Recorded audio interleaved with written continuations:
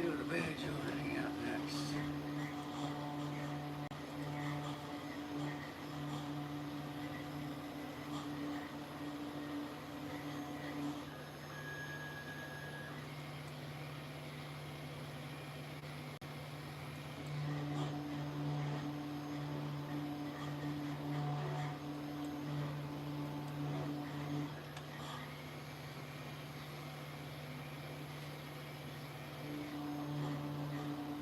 Oh, what happened to the banjo hangout?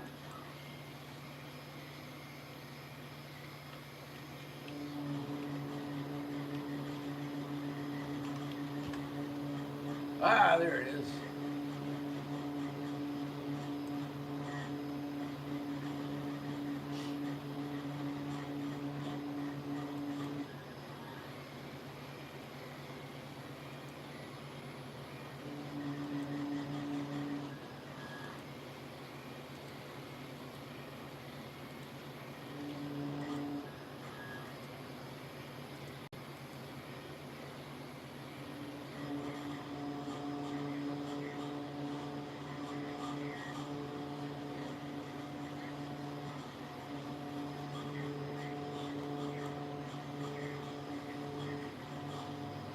Hey, there it is. Okay, so rich text. Woohoo!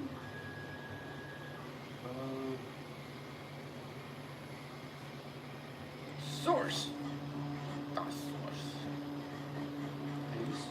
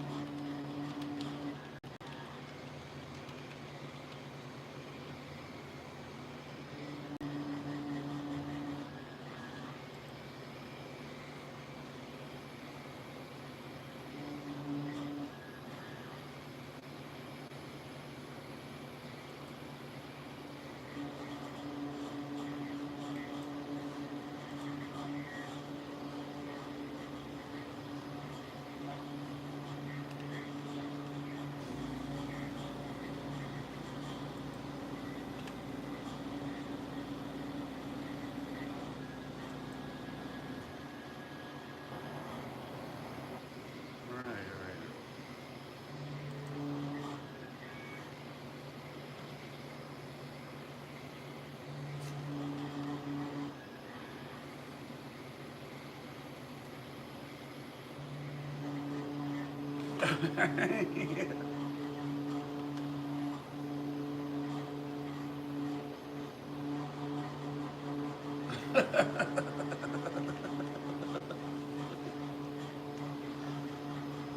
He's got it.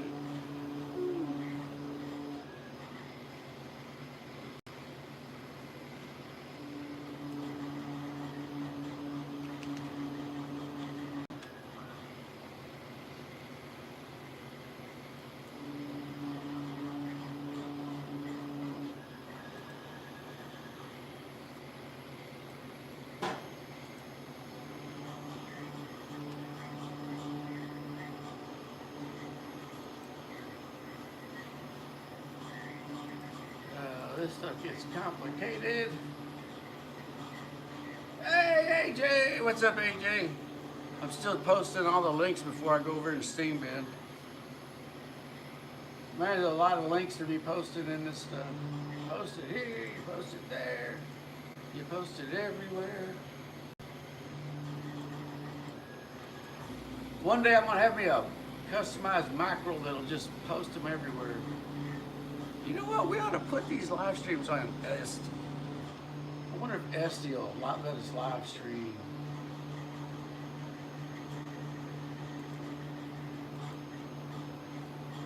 You know what I'm going to do? I'm going to go into Second Life if I can from down here and post a copy, a link to some of my groups maybe. I don't know how to do that.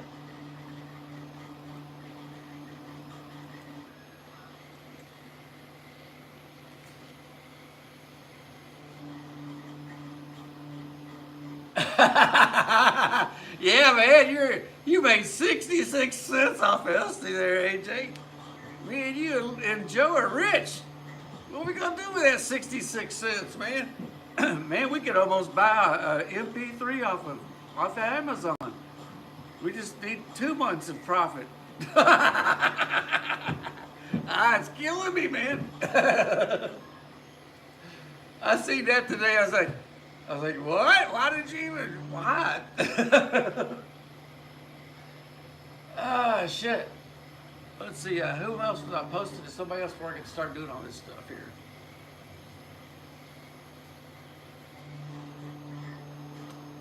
I think that's about it, man. Oh yeah, I was gonna try to go on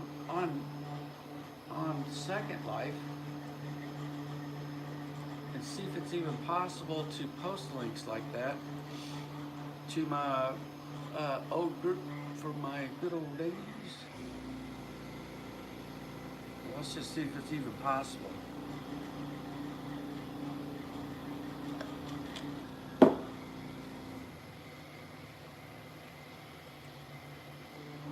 Oh, well, I can log into Second Life from down here remotely.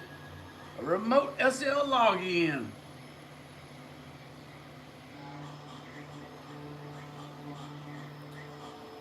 And let's start bashing my groups here. Guess what groups you're gonna hear from me today?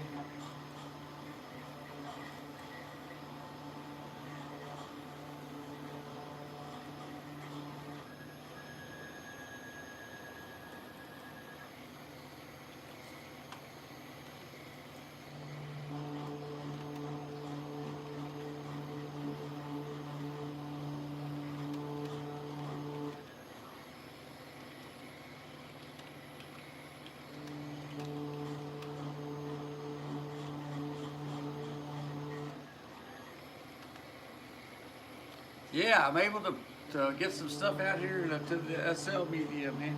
You know what? I better go get my other hat. This looks goofy.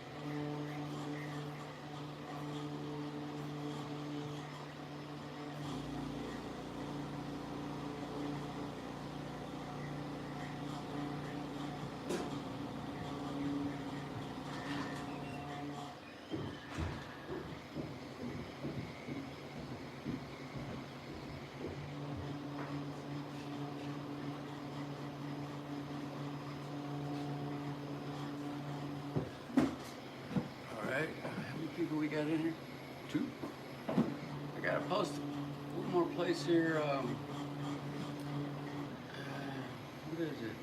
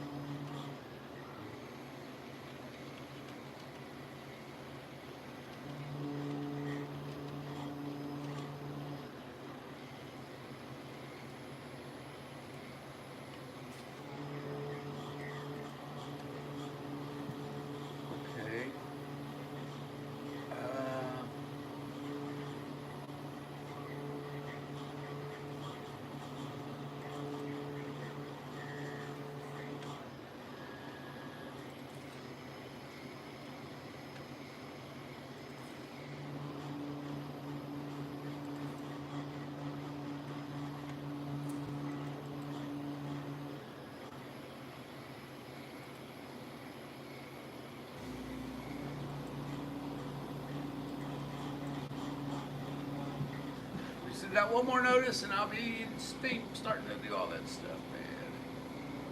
One more notice. Well, come on, notices. Oh, yeah. How do I send out a notice?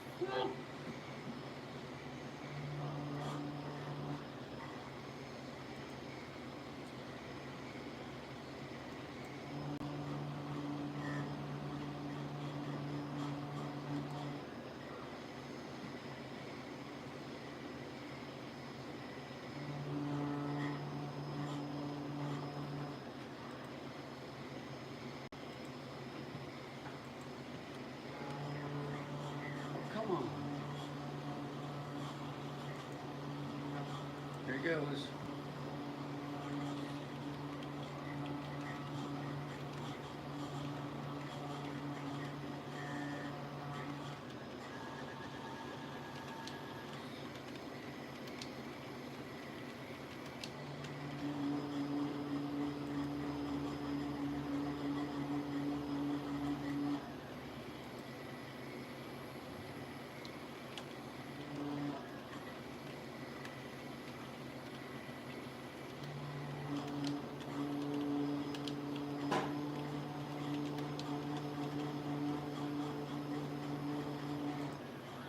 Okay, so supposedly, if I hit this button,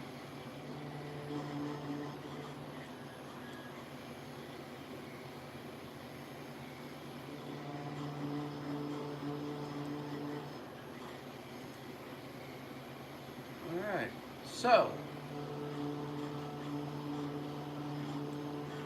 all right, so, okay, now we can go. We're done with all that.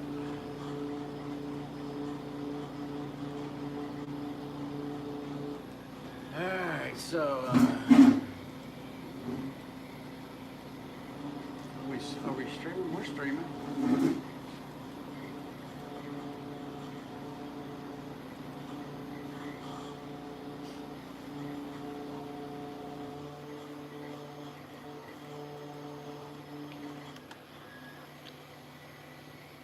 Alright, so what I gotta do.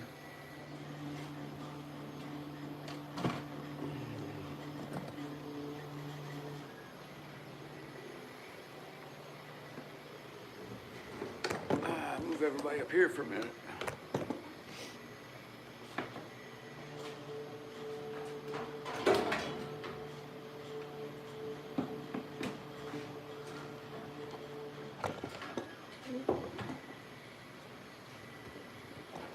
Right here. Yeah, put you guys here. All right, guys, I gotta get everything ready to start steaming.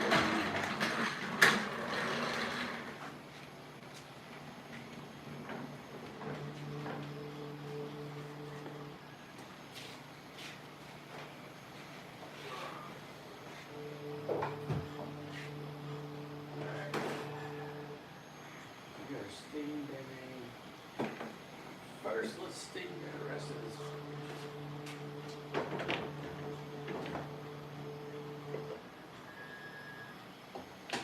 Well, makes you want to shoot. Whew. And there's some ugly stuff in here. So, okay.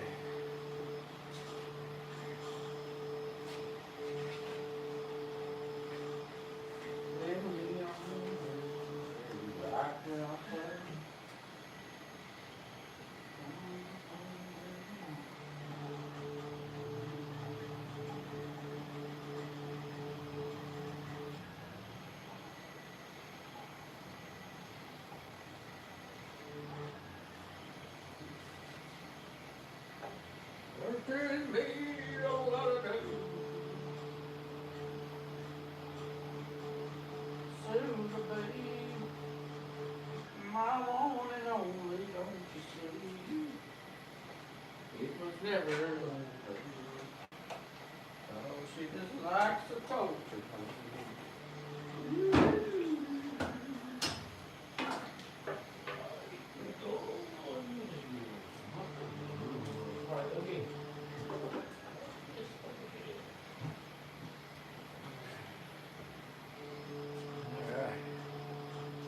So I'll get y'all a better view here in a minute, but let's see. We got everything going over there.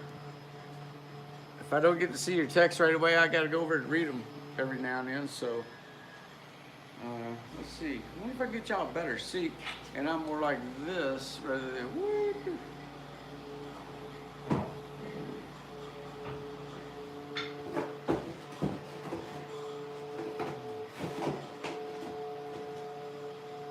Fragile is from France. Alright, nope, you're still not up there. You're still kind of low, aren't you? Well, that's better than nothing.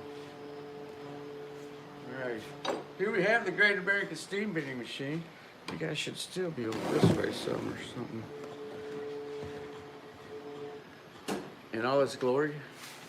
The water steam has just been activated into that end. And I'm going to work up at this end. Let's see, I'll turn y'all this way a little bit because get ready to pull these this gross stuff out of this tube here. Oh, it's a gross.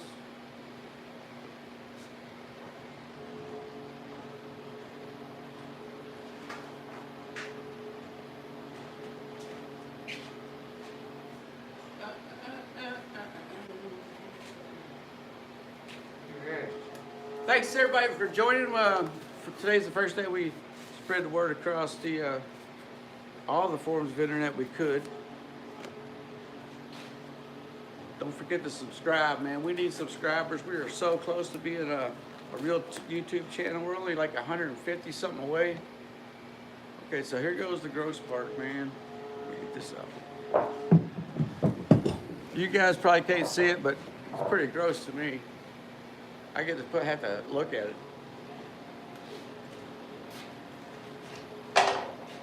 Yeah. Scooby Dooby Dooby Doo. Scooby Dooby Dooby Doo.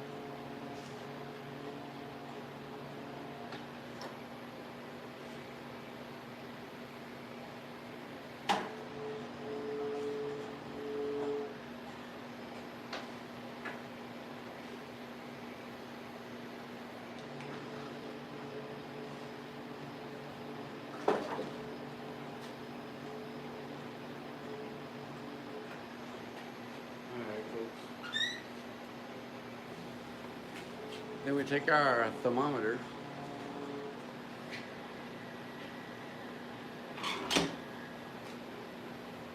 Man, if I wouldn't have had these rubber gloves on, that would have been bad. I'd have had to soak that in alcohol. So anyway, now the fun part is we gotta sit here and wait for this thing to steam up to 200 degrees. Those of y'all have seen it before, know what's going on. So let's try to do something in the meantime. It's really too cold to be opening the doors and running the vacuum system. So I guess we're just kind of stuck here waiting on this. This is the glorious world of steam bending.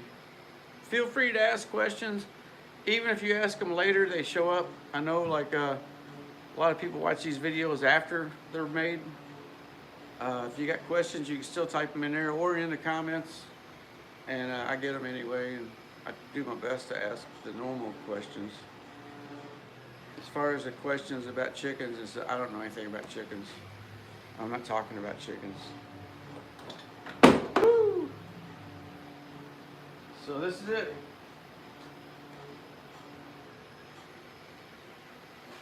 So exciting. I wish there was something else I could show you while I was doing this. I got some pearl cutting, but I'm not allowed to show the logos on certain jobs. They're copyright. infringements and stuff. If I show them, so I have to wait. There are some people that are cool with it and let me show them, but we will show those later. Not today, but in later videos. I got the, let me get the front plate.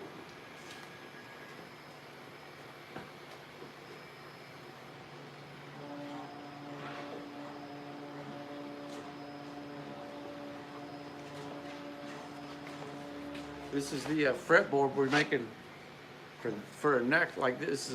This is a test neck we cut out on our CNC machine, and yesterday I got the fretboard made. So we're going to cut out a new thing on video where we cut this into a fretboard, and then we cut out another neck just like this because we're going to make a copy of a Fender Strat, but it's a tricky puzzle. You have to think about doing this neck. Like when we do this neck, it's not just cutting this shape out, because you can cut this out. This ain't the problem. The problem is you got to put a truss rod in here, man. And this truss rod causes a slot. So you got this on a CNC machine. It's facing this way. Cuts all this stuff out. Turns it over. And then it cuts this out. Puts the holes in it for this. Then it puts a slot for a tension rod, and then somehow you got to put this over the top, and then cut out this design, outlay of this neck design from this fretboard. So that's our next step. Is once we get the neck in this position on the CNC and the slot is cut, somehow we got to attach that, and then cut the fretboard so that it matches exactly the outline of this neck. It'll also cut the neck at the same time. That's the puzzle. So this was the hard part, getting it to shape like this. And the next phase is getting it so that when we take it off the CNC, it's ready to put fret wires in and become a real neck.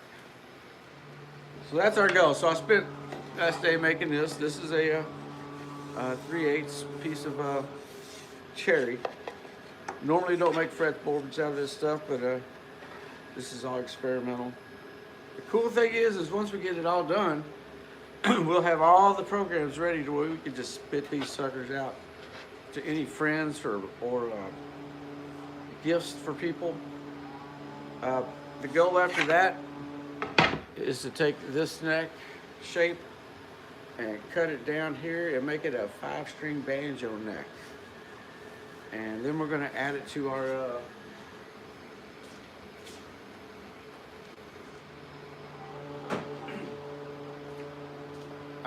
block bolt together rim and have like a Strata banjo. Oh yeah! This thing will rock, man. And it'll kind of look cool, man. If you want one, let me know. We're getting ready to make some. The guitar is first. First we finish up the guitar, make it all professional, then we make a body. We want to be able to have a cosmic guitar, I guess, or maybe we'll call it the Chief after our friend Looney. That's what we should do. We'll call it the Chief. We'll make the Chief. It probably got a suit over that though. Probably already one out there. And we'll make those first. We'll probably end up making 3 of them. One of them will be like the best one. That's one AJ gets. But I bet 2 of them will be tests just to see if they work. Make sure the frets don't buzz when you play them. And man, that's hard stuff, you know. All right, come on, steam machine. We want you in there. We're plugged in. We're hot, ready to go. It's a steam machine, don't you know?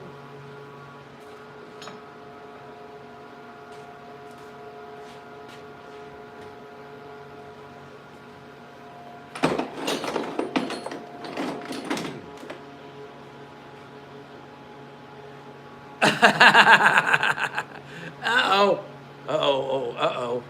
Somebody, I guess your boss watches the same stream. No, I'm just kidding. I don't know who that is.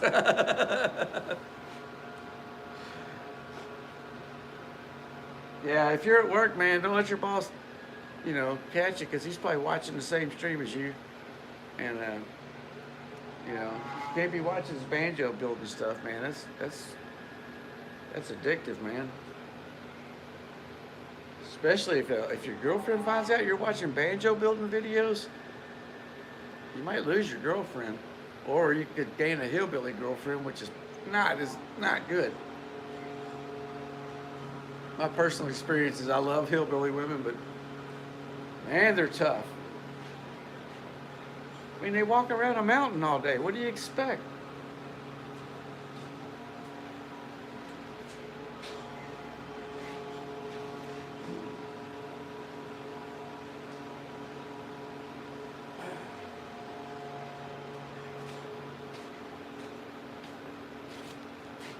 All right, so we're waiting on the steam machine. First we're cutting, doing regular rims, and then after that we're going to do resonator thin walls. We're just going to steam bend all day because it's cold outside, and steam bending heats up my whole apartment. I'm steam bending, I swear. I mean, I got stuff already bent. I don't need them. I don't need any, but it's cold, man. And when you steam bend, it's 200 degrees. So why not? Why not heat my house? Save some money. I'm gonna use it anyway. Show you guys how to do it. We got 5 people on the stream. Make sure y'all press like if you like what you see. This is a slow stream to warn anybody, and I cut jokes and sometimes I cuss. But don't do anything I do at home. Everything I do is dangerous, man. I mean, everything I do is dangerous. So don't look at what I do and think you can go do it. I mean, you probably can, but I don't want to be responsible. So don't, you didn't hear from me. You didn't see any of this. This is like the X-Files. This is all imaginary, you know. Yeah. Okay, so now my disclaimer is over with. Okay, steam machine's boiling. Uh-oh. See, stop.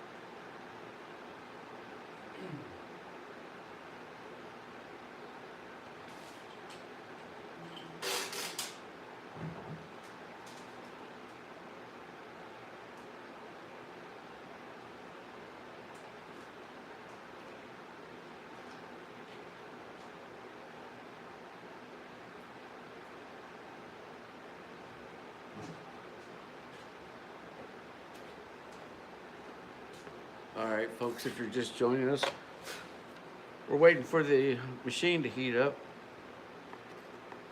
I'm cutting out pearl, but I can't show you because these are copyrighted things. I put my thumb over the image here in a minute.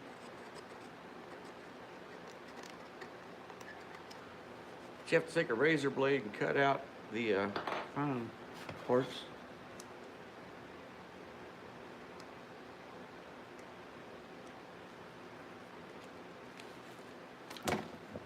Sometimes you do on a pearl, maybe. Probably a little piece left over there.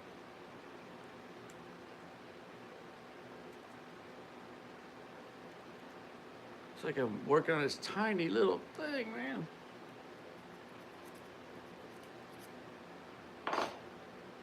Oh.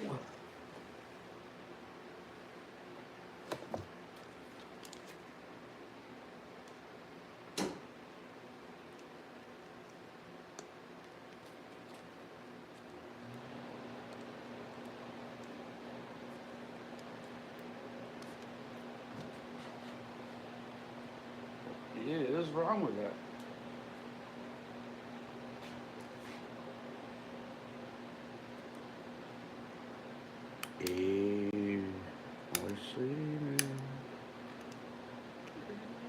Booger that you can hide from me. Oh man. Well, anyway, so we're just waiting for the steam machine to kick in.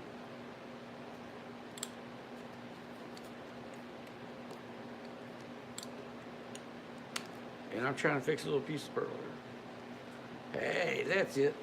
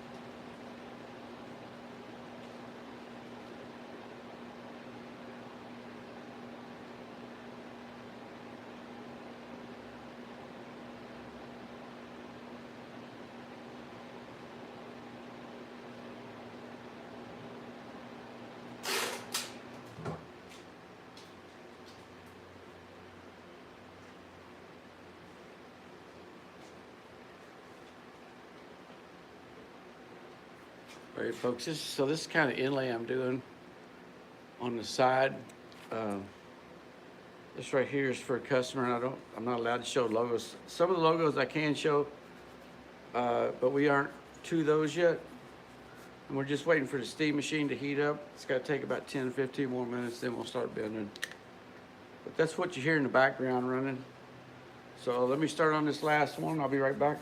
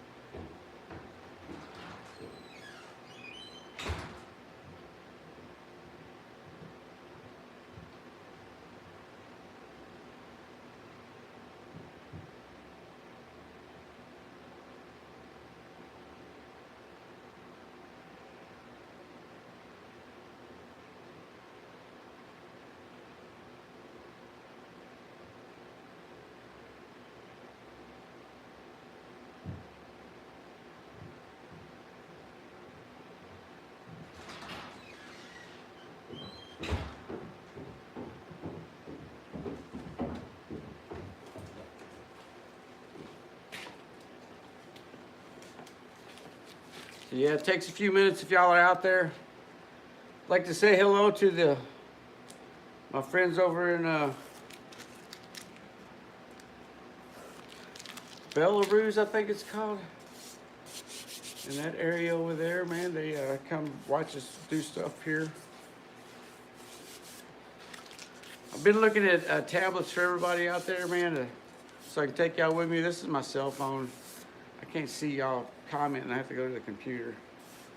But I'm probably going to get a good one here in the next day or two. This is the ebony that we put. It's not like the ancient ebony. This is like legal ebony, which is a little bit different. But it's still beautiful.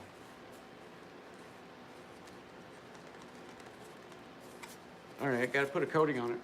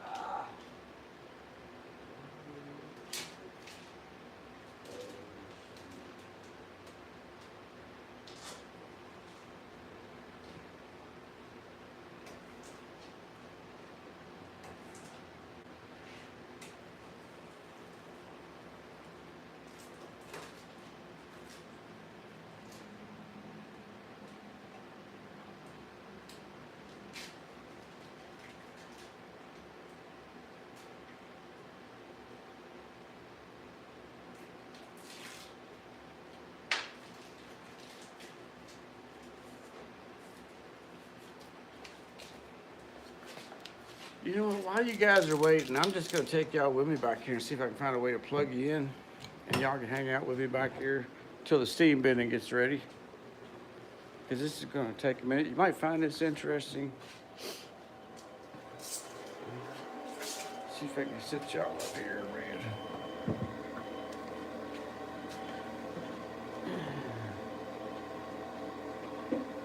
All right, this is a small CNC machine.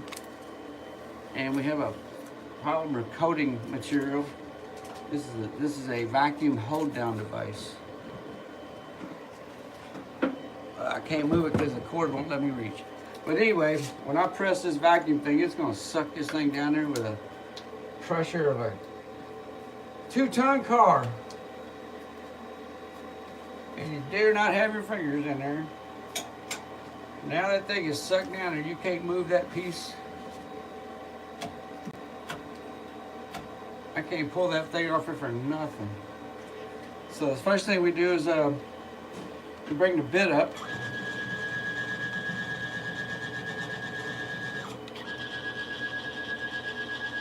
We got to be in the center of the material. We take the old bit out.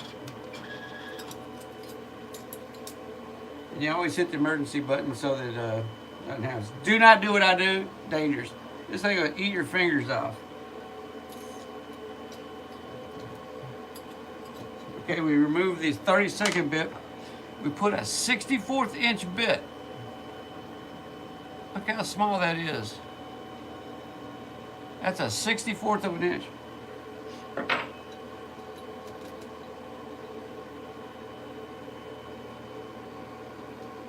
You got to make sure it's centered. And then you tighten the chuck. And make sure you don't strip out the chuck. Then I come over to the software and I load up the new software here. The new program from where I've already designed something. And Mitch seems to be working out here. Can't really show y'all too much of that. But anyway, this part right here is like the Matrix. If you've ever seen the Matrix, you see how these numbers flying by. If you do this long enough, you can look at this and see what this thing's making. So anyway,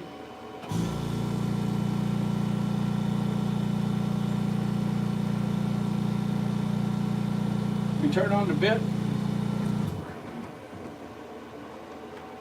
because this is a cheap CNC machine that doesn't turn itself on. And then we take off the safety. Just like on a gun, it has a safety. And then you hit go. And it's running by itself. It travels up to its own home spot. Finds its home. Ah, now I know I'm home. Now we know where we will drill the holes. And it starts drilling. Whoa, whoa, whoa, whoa, whoa. Big mistake happened.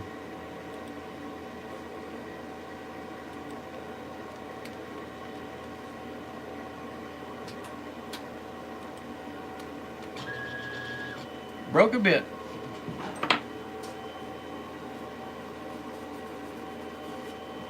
Ooh, them things are so tiny.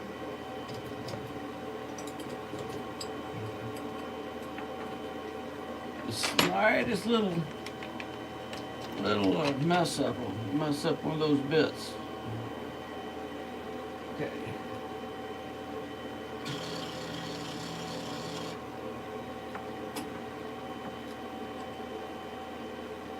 Okay, put a new bit in. And that's why you get a bit charge on a CNC project. If you ever wonder what that was, this is what that is.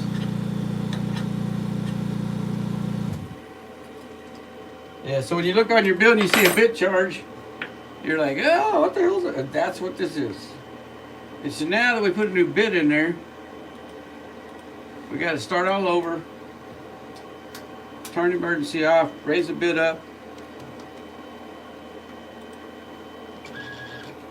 Put a Z finder in here. And we got to clatch this on. And then as we keep our hand on the emergency button, we try to find the Z automatically.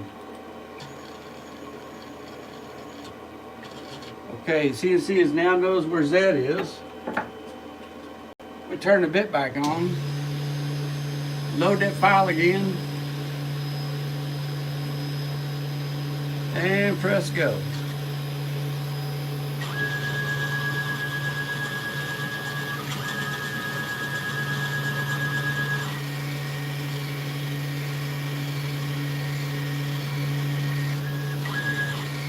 And I gotta watch real close because that old broken off bit's still in that wood. And this bit, I want to make sure it doesn't hit and break off before we walk out of here. But we'll stay till the tool change, the next bit change.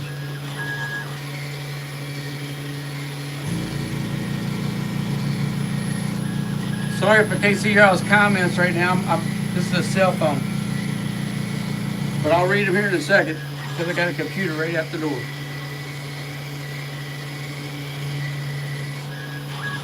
Check out these numbers going by.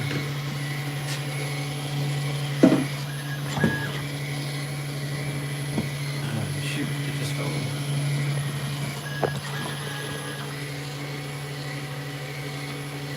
That cool.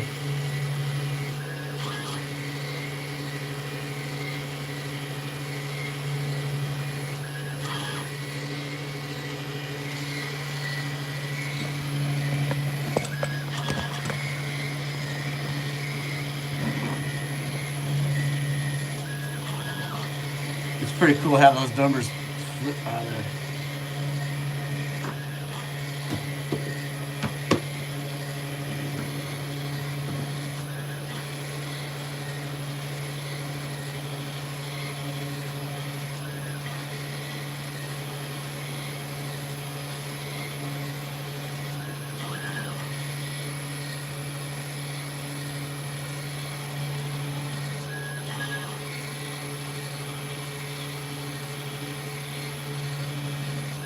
Just a reminder to everybody, this is not this easy. I've spent weeks setting these machines up to do this, so you can't just buy one and they do it. Just so that's a misperception. They don't work like out of the box. And everything you do requires a mass amount of setup, and then you can reproduce things over and over again. But for every object you make on any of these CNCs, the setup is what kills you. You got to learn how to make that happen instantly or quick.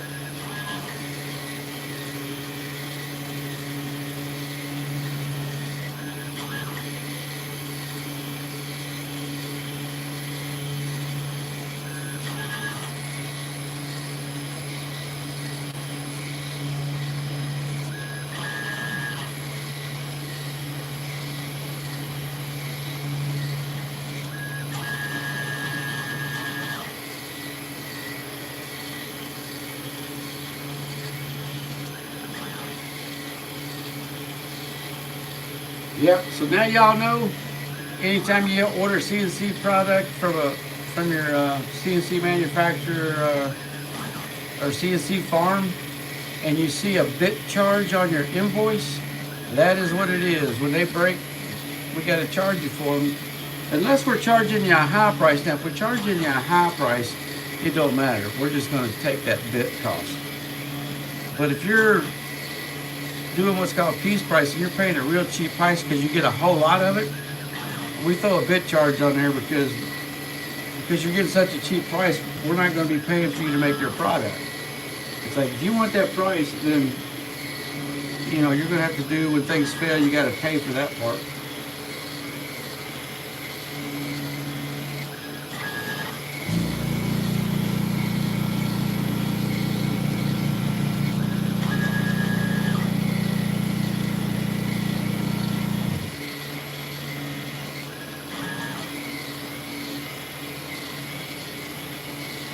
What this thing is doing is drilling these 64-inch holes to where the artwork's going to be having points. Because a bit is round, it can't make a square point on the inside corners or something. You've probably seen on those shows on the History Channel, Ancient Aliens, they always talk about making inside corners. And you can't do it because a bit is round, it won't make an inside corner. So what you do is you take a 64th inch bit and you just make it so tiny that it's insignificant if it's not perfect 90 degrees. It'll just always have a tiny arch in the corner. But when they see on them shows, Ancient Aliens, and they show you a cube where the inside's cut out with a perfect square corner, that's why they say it's impossible. I mean, it's probably done somehow, but it's not something that we know how to do without maybe chisels or something. I don't know, but with a machine, you can't do it with a machine because the bit's round. And that's what they always gripe about every time they do their, well, this must be made by aliens or something, that's what they're talking about.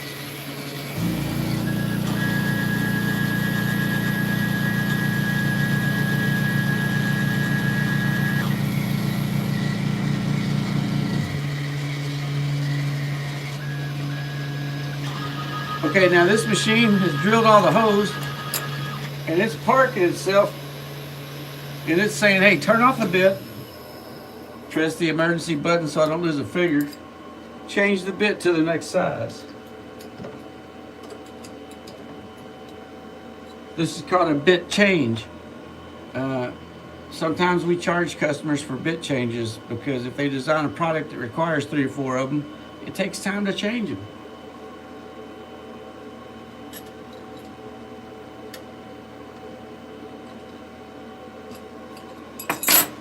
All right, now, it doesn't know where its Z is because I just changed bits. So, I have to move it to the center, set off the emergency. Go ahead, here it goes.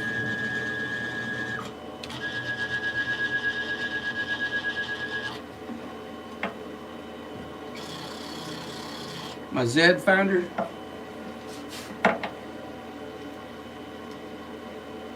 It finds the exact distance from the bit to the material.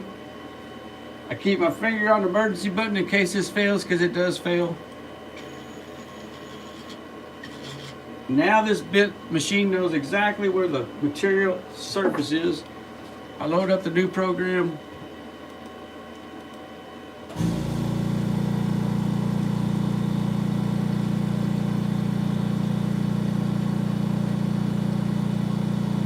Turn the bit on. Start the process. Here goes a little code.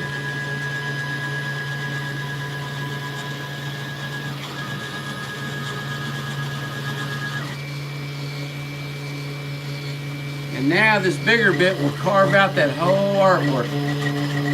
They call it pocketing. This is called pocketing.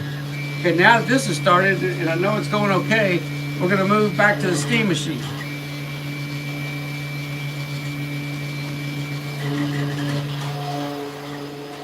All right, I can smell the steam machines cooking over here. I'm glad to see so many people coming into the show. Hope my New Zealand friends are on there. He did post a like this morning.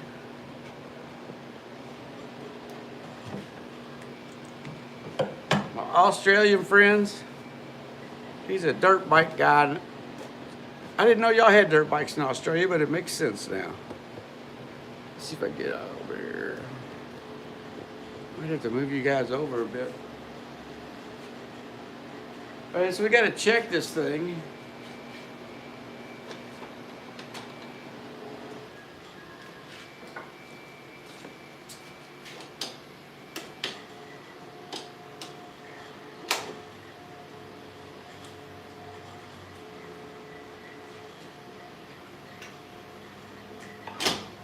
Okay, we've reached the correct temperature. Now, once it reaches the temperature, you got to do it for a certain amount of time. So I got to write down what time it is.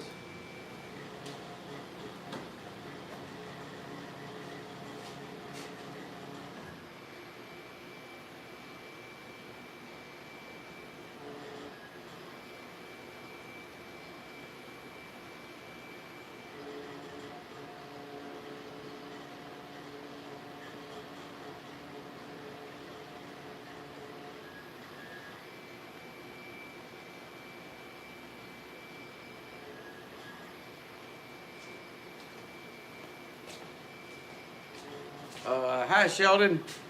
You're asking about the proper amount of suction on the vacuum system.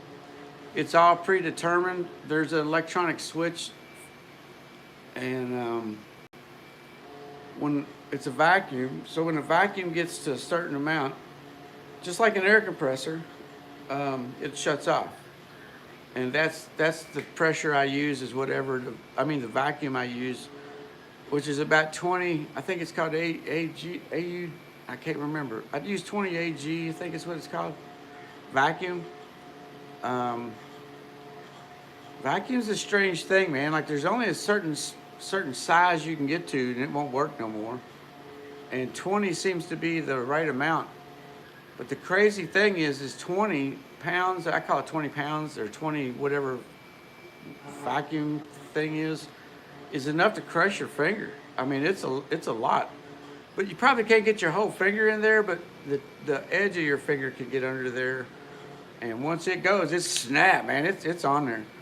I wish I had a solar system, solar cells, and I would use more vacuums because vacuums run, so you need a lot of electricity, and I'm pretty poor. But if I had more solar, like if I had a solar array, I would run a lot more vacuums because you talk about fast, man. You don't have to sit there with a wrench clamping stuff down. You can just sit it on there and boom, it's ready for a CNC to cut it. You have to be careful though of what you're cutting so your bit doesn't hit the vacuum system. I make mine out of wood so that in case the bit does go through it, the wood doesn't hurt. It doesn't hurt the bit. If you make them out of aluminum, you're using tiny bits, it'll just break all that up. So I don't know what they call that vacuum thing right now, but it's what it is. It's set to 20, and then you can set the switch to do whatever you want. There's two different ways to set a switch.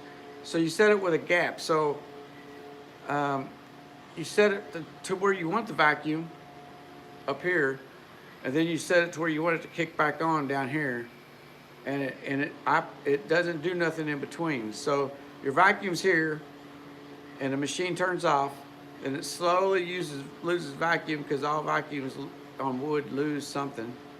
And then when it finally gets down to its lowest pressure that you set it with a screw, a turn screw. It'll hit that whatever contact switch and turn back on, and start creating more vacuum in the chambers until it hits the top switch.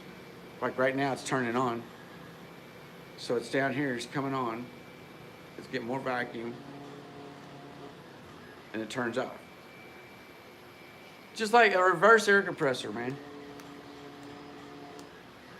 I like them things, man. I wish I had, but you can't run them all the time. That's a 4 horsepower motor, I think, or something like that.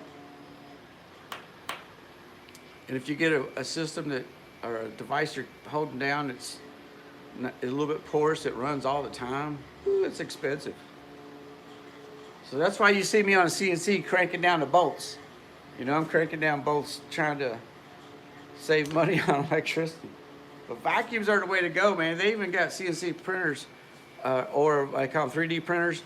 They're making really nice vacuum hold downs that you can just screw onto your CNC machine, and then you just put a piece of plywood down or whatever, boom, and you create your design so that they don't ever cut that out. So, we're almost ready, man.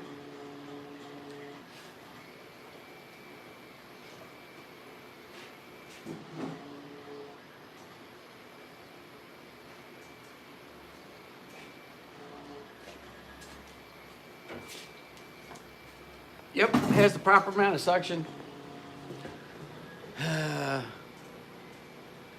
It sucks about as much as my life, and that's enough to hold down wood.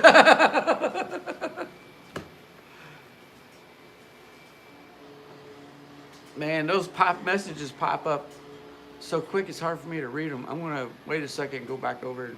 But we're waiting 15 minutes, folks. Maybe 10 minutes now to get this is all ready, and then we're gonna steam bin. And this is not even supposed to be, yeah, that's it. Oh, that was in the wrong place. So the first thing we're gonna try to bend is 6 rims, and the wood's been soaking so long it kind of scares me. I had to do this order of rezos first. So I had to let these other 6 pieces sit. Now this side of the shop, you see, these are rims. These are banjo rims, and that side are rezos. They're bigger. So I mainly do 2 sizes in this shop. And right now we're just trying to get this wood out of the way so we can go back to rezo making, because it's been sitting for months. And it should never sit in a soaking chamber that long. Plus it takes up room in my soaking chamber. I gotta get more wood in there this week.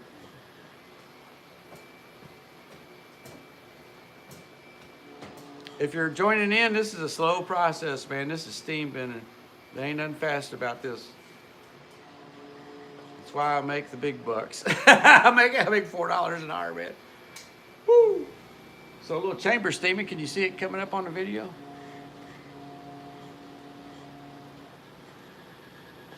Man, when I used to drink beer, I used to love sitting there drinking beer, just waiting Waiting for it to get just the right moment to go over there and bend them rims. Now I drink iced tea.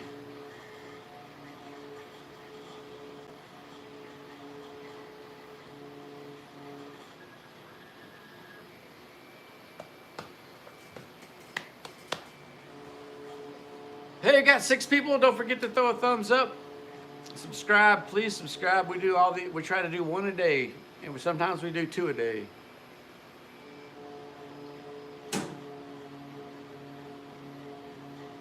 Yeah, I do, man. I make $4 an hour. This is American-made products, dude. This is what the world's come to. No, I do this on purpose.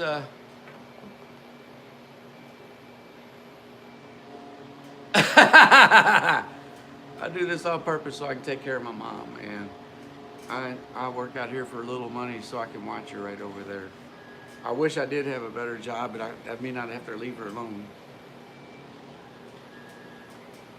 That's right, I made us a big 66 cents today, divided amongst investors. That's a whole month's worth of profit, man.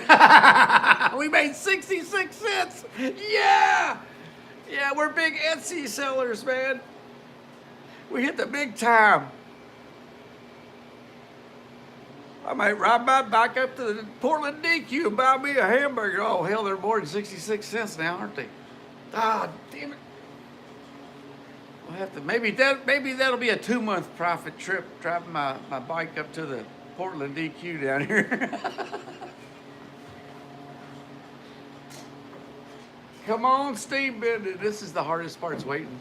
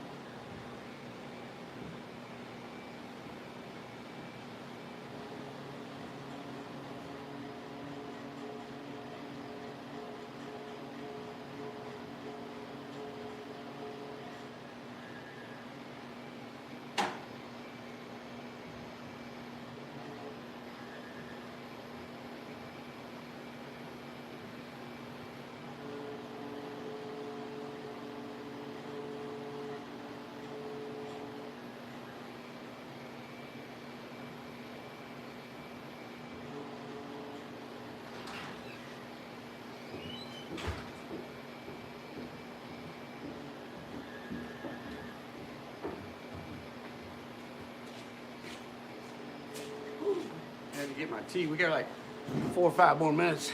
Iced tea. And we'll start steam bending. Woo, that was good.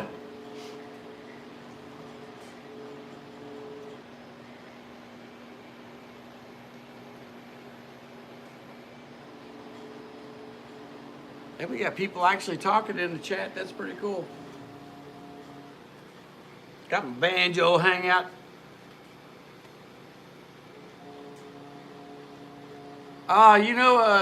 I thought about background music, but I think wouldn't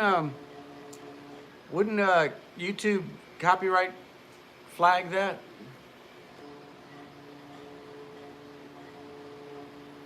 I'd love to have some banjo music going. I wish I could play the radio, but I don't think YouTube will allow that.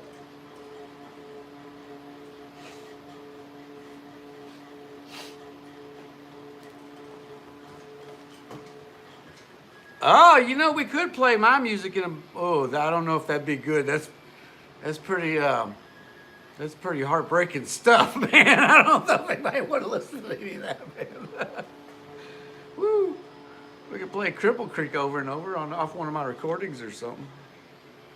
Something that's not copyright crazy. We could play Sounds of the Wild Kentucky Kingdom. Forest sounds. We'll get Looney Tick to go out in his deer stand out there in the Portland flood wall down in lower Louisville over here and record some of the Mother Nature sounds Like the big trucks driving by on the freeway. Chickens clucking. Yeah, the people hustling in and out of the 23rd Street DQ. Mother Nature, you know. It's almost ready.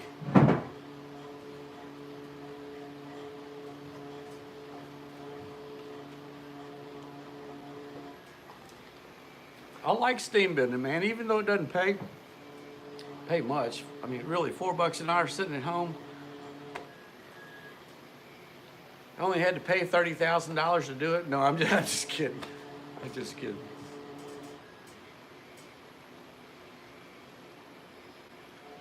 Yeah. Am I allowed to even play a song on? I don't know, man. I don't know if I want to play it. It might drive people away, man. I'm not that good. I write funny songs. It's kind of fun, you know? But, I don't know. If I get my Fender Strat banjo going, I'm going to play on here. I'm going to hook it up to an amp.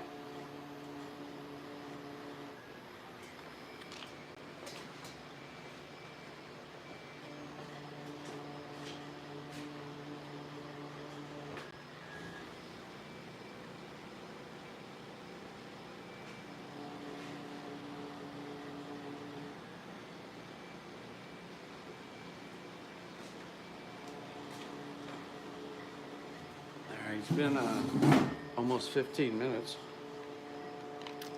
What is it?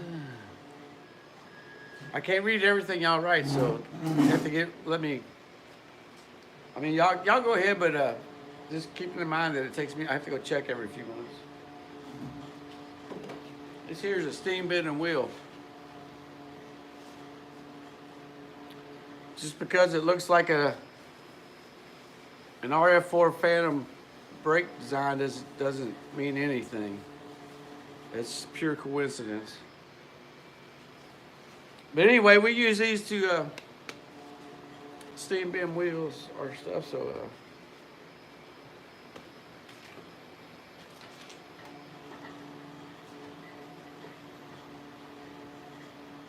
the giant alien chickens are coming to kill the human on the planet. Don't you know? Can y'all see just fine?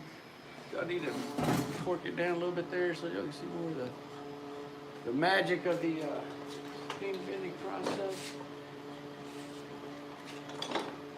I'm gonna have to move you guys over this way or something, I think. Hey man, why don't y'all move over here a little bit? Oh, don't you do that.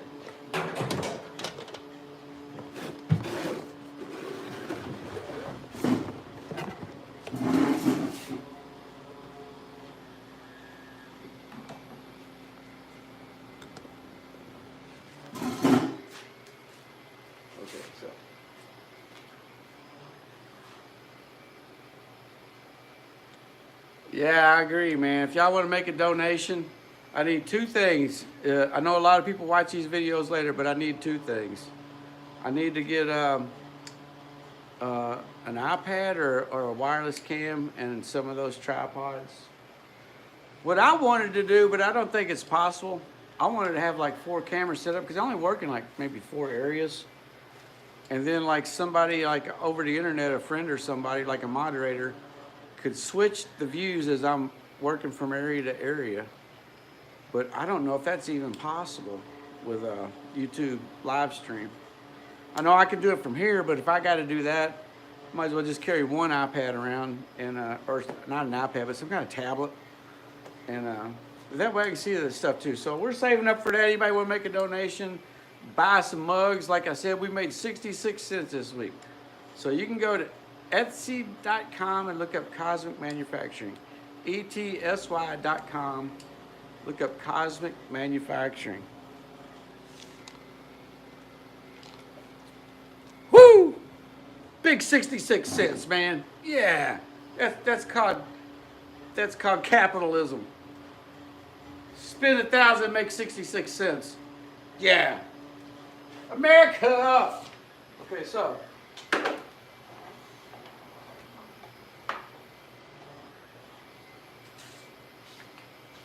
wait a couple more minutes. You know, a friend of mine gave me a great idea the other day.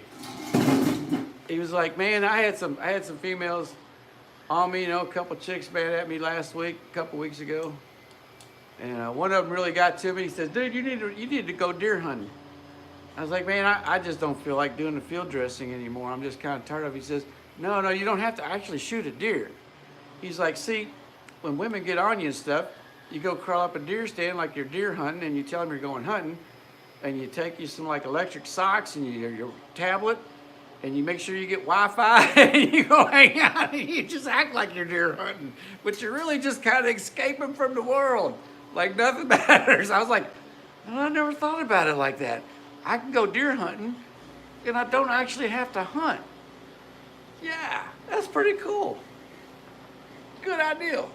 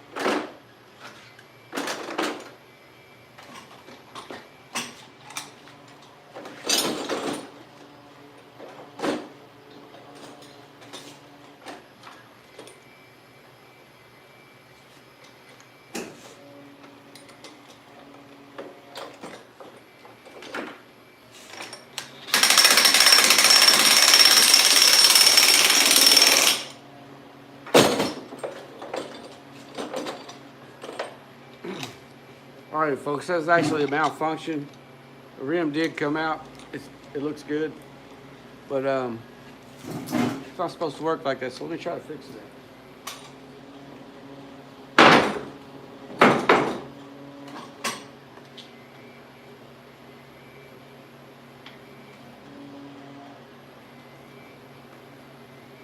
Still don't know if that's how it's supposed to be.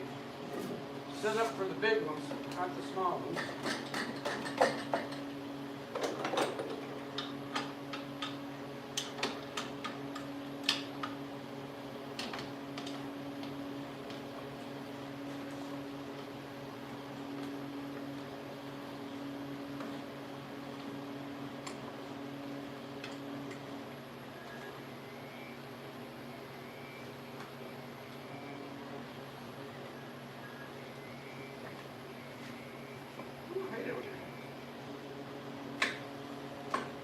Ah, there we go.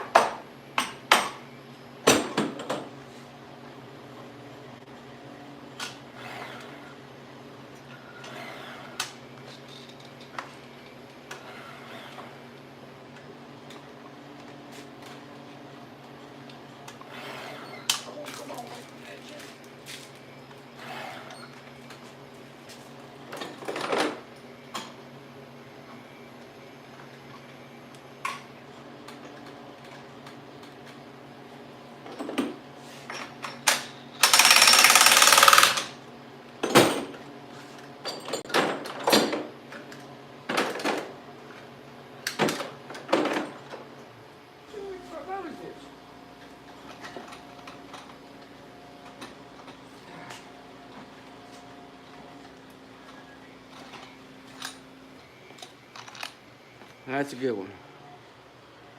It didn't flip out on me that time. Steam bench.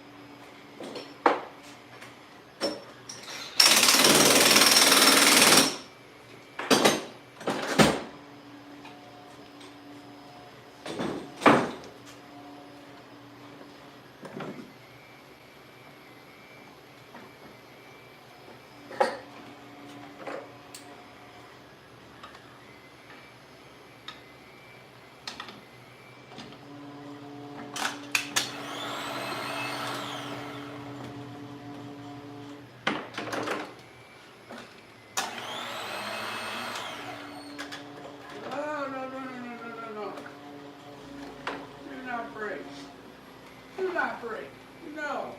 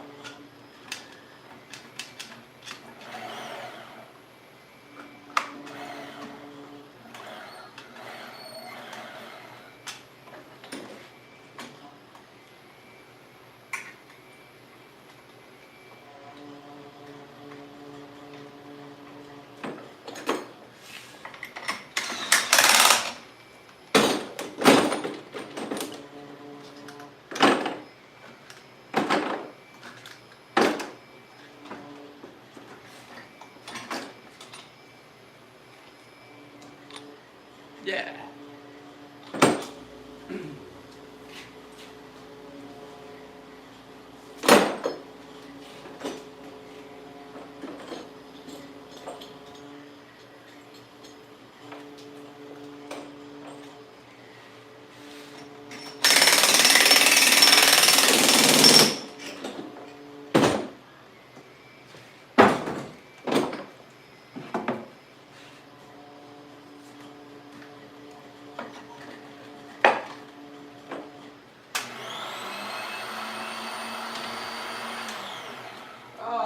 Oh, yeah. Yeah.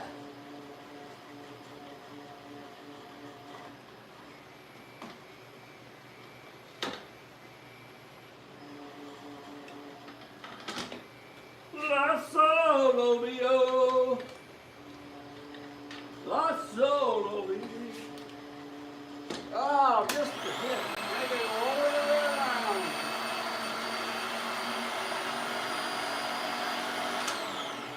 Goes right in there. Come on, baby. There you go. Yeah, mule. Yeah. All right. Don't freak it out on me.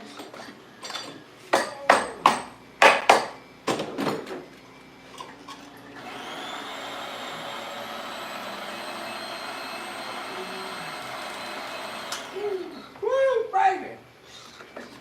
There'll be some rounds right there. I'll do some rounds my time, but that's a really good round. Yeah, so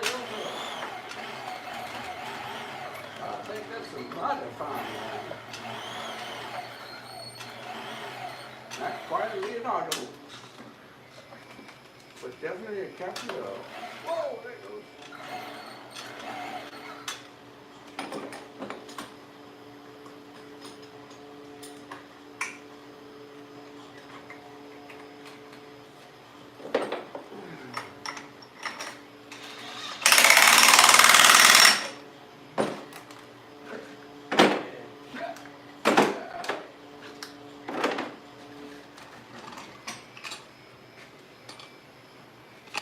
It's round.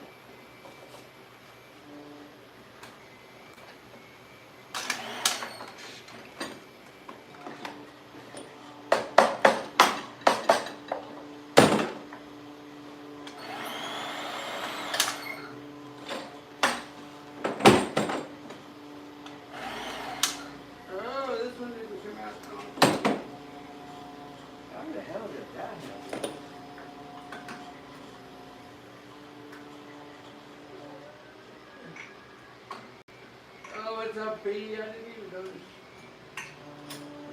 That's all right. It's all right. It'll be fine.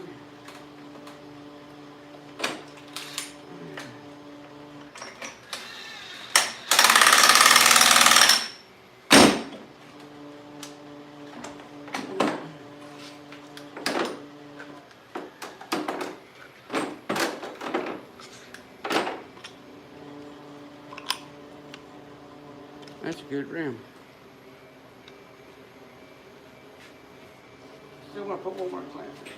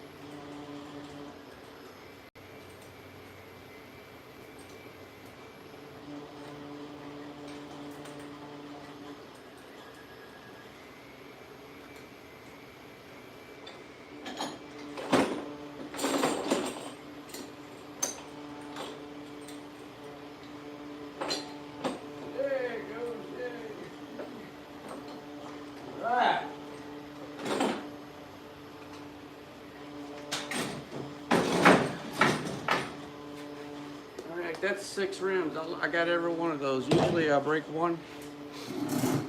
All right, give me a second. And then we gotta wait 6 minutes for the steam machine to cool down. You can never pour hot water into a boiler. It will explode.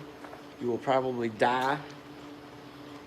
I don't care if it's as small as a gas can. It will blow up like dynamite. So we gotta wait 6 minutes. And then once that thing cools down, full of water, and we'll start bending the thin pieces. They're a lot easier and they go a lot faster. I think you guys would like that if you hang out. 8 people, don't forget to hit the like button. Subscribe if you can. We're just 150 people away from being a real YouTube channel. We've got 340 or 20 something members so far. We need 150 more. Tell your buddy, bring a friend, subscribe. Make up fake accounts. No, I'm just kidding. Don't do that. I'm just joking. But yeah, I do this every morning. I try to do one at night, but lately I've been doing pretty busy, so I haven't been able to do one at night. But after all these things are cutting up that you hear running in the back, which take another day or two, we're going to start on a guitar, a Fender Strat guitar. So make sure y'all tune in by at least Wednesday is when it starts, I would imagine. Take us a couple more days to cut the rest of this ebony. I can't cut the ebony and turn on the dust collector for the guitar because the humidity will come in and cause the ebony to warp, and then it's a big problem. So we're trying to get the ebony out the door and steam bend and get it all gone. So that's steam bending. You seen it? That's how it works. That's what we're going to do all day. We're going to heat this whole place up. And my office is upstairs, so it heats the upstairs. If my back don't come apart. Oh. You got any questions? Let me go over here and read the questions here.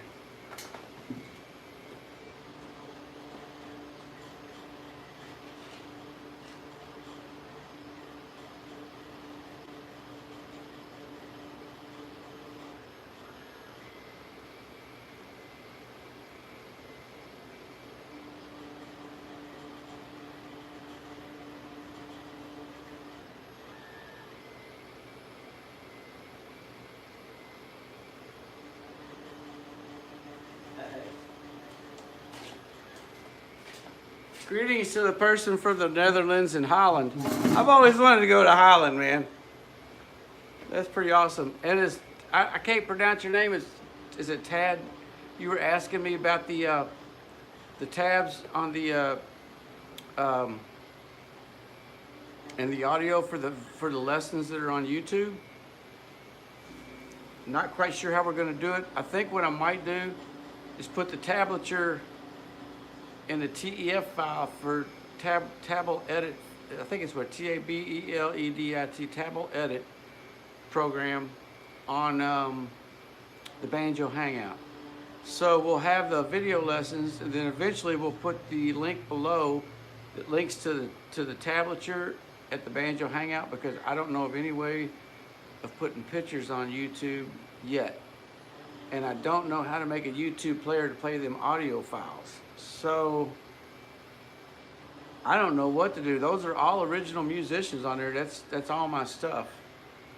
So we might, I don't know. A friend of mine's gonna make an audio player maybe for YouTube. We're experimenting with that. The other option is going to the Hangout and just making tons of tracks and linking to the section, because I think it lets you put audio in an album format, so they might go on there. I wanted to sell them at one time, but I don't know, man. There's not much money in that kind of stuff, so I'd rather people have it and learn how to play. Maybe they'll come buy a banjo from me, or I don't sell banjos, but from one of my customers, and then that keeps me busy. But yeah, I'm gonna try to get I got all that. I stored it all. I'd never get rid of it when the place closed. We had so many problems with the daggone PHP is what it's called. They update those servers, the PHP, and then we write it off for this version of PHP. Then when they update the PHP, then everything we wrote crashes, and you got to keep doing it over and over. So we're just like, man, we're broke. We spent thousands of dollars doing all this, and they keep changing. It's almost like that's how they make money. Is you get something really good going, oh, but then we need to add this, so you got to spend another $100 to update to keep your website running. It's like some kind of big scam. So we're finally at the point where it's going to be on YouTube somehow, everything eventually somehow, and if the actual file that we need isn't on YouTube, the link to it from the video will be wherever it's at. So that's the best we can do with all the audio tracks in the, unless my friend can make the audio player for YouTube. We haven't discovered how to do that yet. But otherwise, BHO, we'll put a link to it. I know the tabs will probably be there because BHO can be done. When I say BHO, it means Banjo Hangout. That's what this hat is. It can act as a server for files, you know. They already have it set up where we can put the tablature for banjo over there. So as far as the tablature, that might be the way to go. The video is on YouTube, maybe the audio if we get that working, but then the music to it links to the Hangout. If you're not a member of the Hangout, become a member of the Hangout. I have nothing to do with those guys. I mean, as far as like, I don't own anything. I just remember it's a forum. 125,000 banjo players are on there. I think I've been on there since I was out in Mount Eden. Since 2000, I think, if I'm not mistaken. Wow, that's a long time to be on a Banjo Hangout.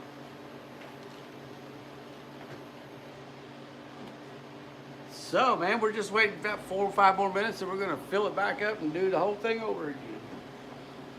We'll keep doing it and doing it and doing it. Because it's too cold to turn on the vacuum system. One day, man, Sheldon was telling me about these, this way to heat the air before it comes in, a heat exchanger. That was the word I was looking for last time.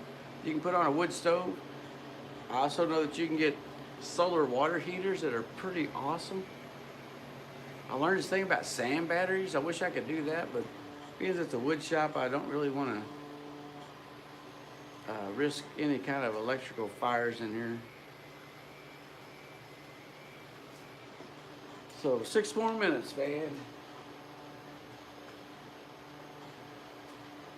So if you're wanting to be into the exciting world of banjo building, this is what it is like.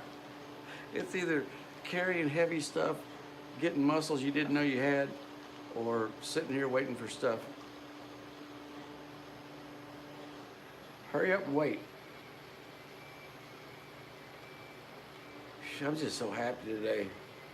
It's pretty cool, man. Like my mom's got Alzheimer's, right? And here lately, she's getting this happy spell. She's been doing this angry thing for years now where it's just a nightmare.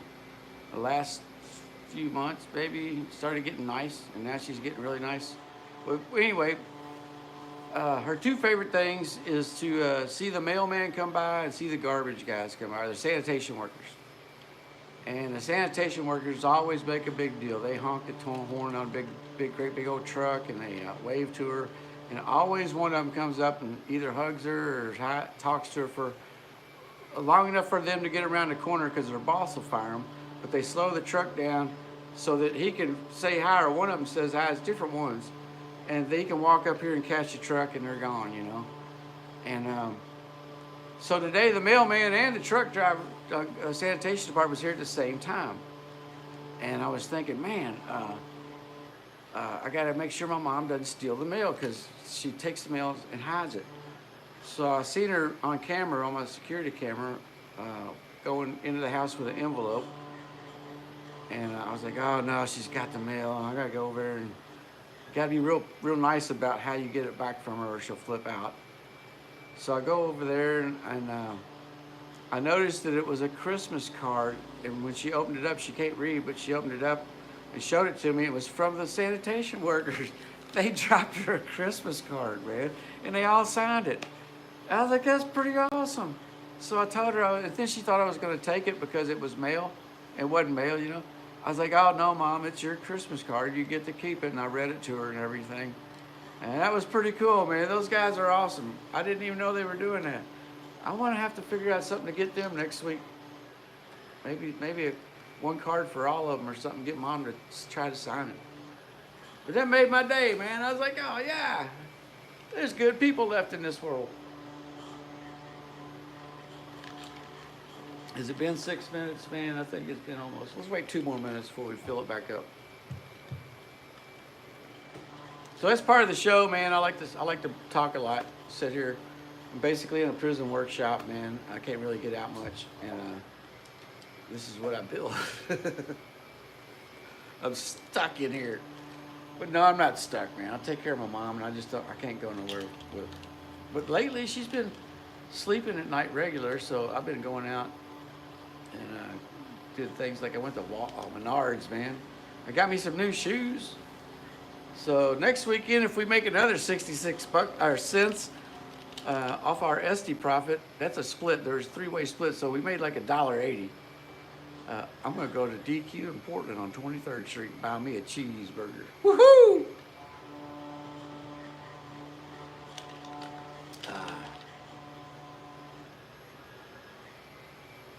Wish I could put a deer stand in my backyard. That'd be cool. I don't think my neighbors would like that though. I got some neighbors that would. The guy that blows the dynamite up every night, he would like it. He'd probably be over hanging out. I'd have to run him out of my deer stand. Hey, dude, that's my deer stand. Every night, man. He was doing it at 9:30. He was setting off a quarter stick of dynamite. And so now it's 7:30 or 8. And if you're ever watching our late shows, you'll hear it. But yeah, we got one neighbor that loves blowing up dynamite or something. I don't know. Sometimes I kind of go out and make sure he didn't blow himself up.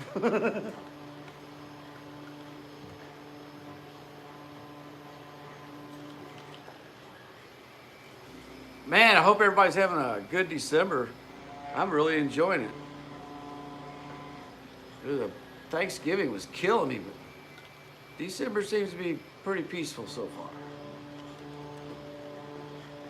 It's a welcome break. Come on, I think it's cold enough now. We'll put some water in that thing. Yeah, we'll fire that steam machine right back up, you know. Put some water right in here. Woohoo!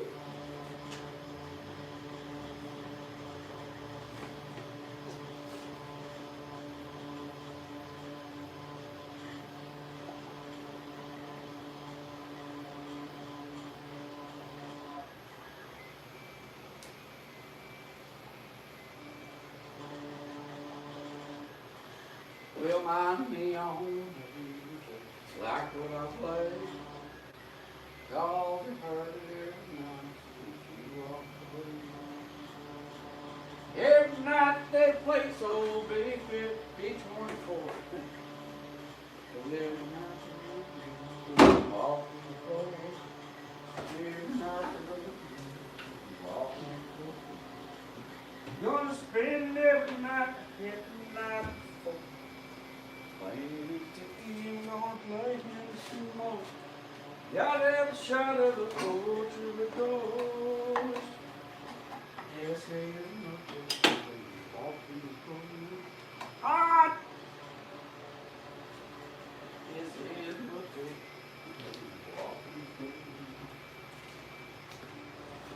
my yes, hey, like where I play. All the dirty. Oh.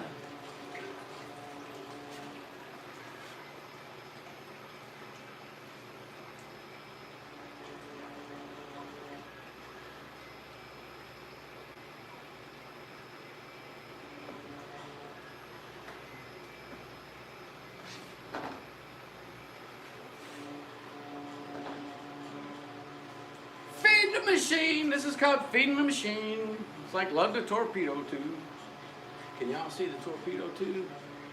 Yeah, it's up there. Okay.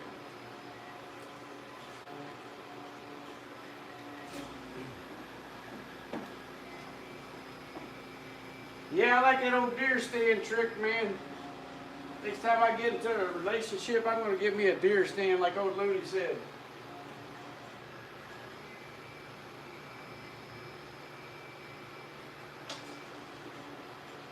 And then she'll be like, why didn't you answer the phone? I'll be like, oh, I was hunting, baby. I can't, had to turn my phone off in case it rings. I don't want to scare the deer away.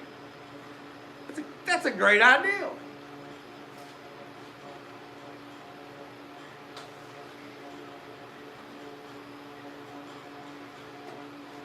And then if you're actually in the tree stand, and she thinks you're cheating and stuff and comes looking for you, because women do that, you'll be in the tree stand. And she can't tell that you're up there with a tablet or a laptop, all snug in your camo outfit, hanging out watching Gomer Pyle or whatever. She won't know that. Then you'll go, oh, honey, how you doing? Oh, you're scaring the deer off. Can you go back home? That's a good idea, man.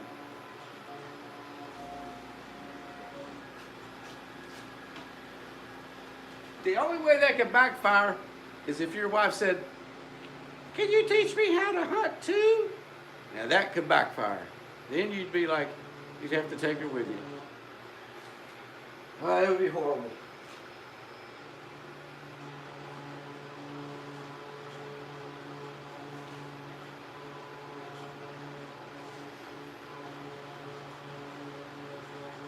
Downright horrible. Then you'd have to play sick. Oh, honey, I'm kind of sick.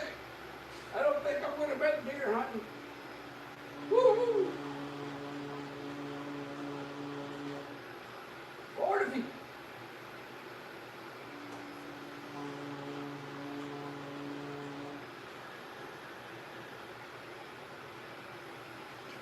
One big one.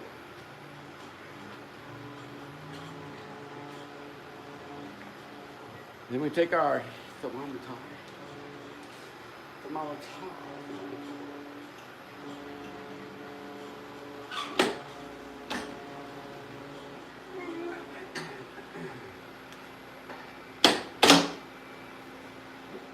All right, so I'm gonna go wash my hands. I'll be right back, and then we'll find something to do while we wait for this thing. So I'll be right back.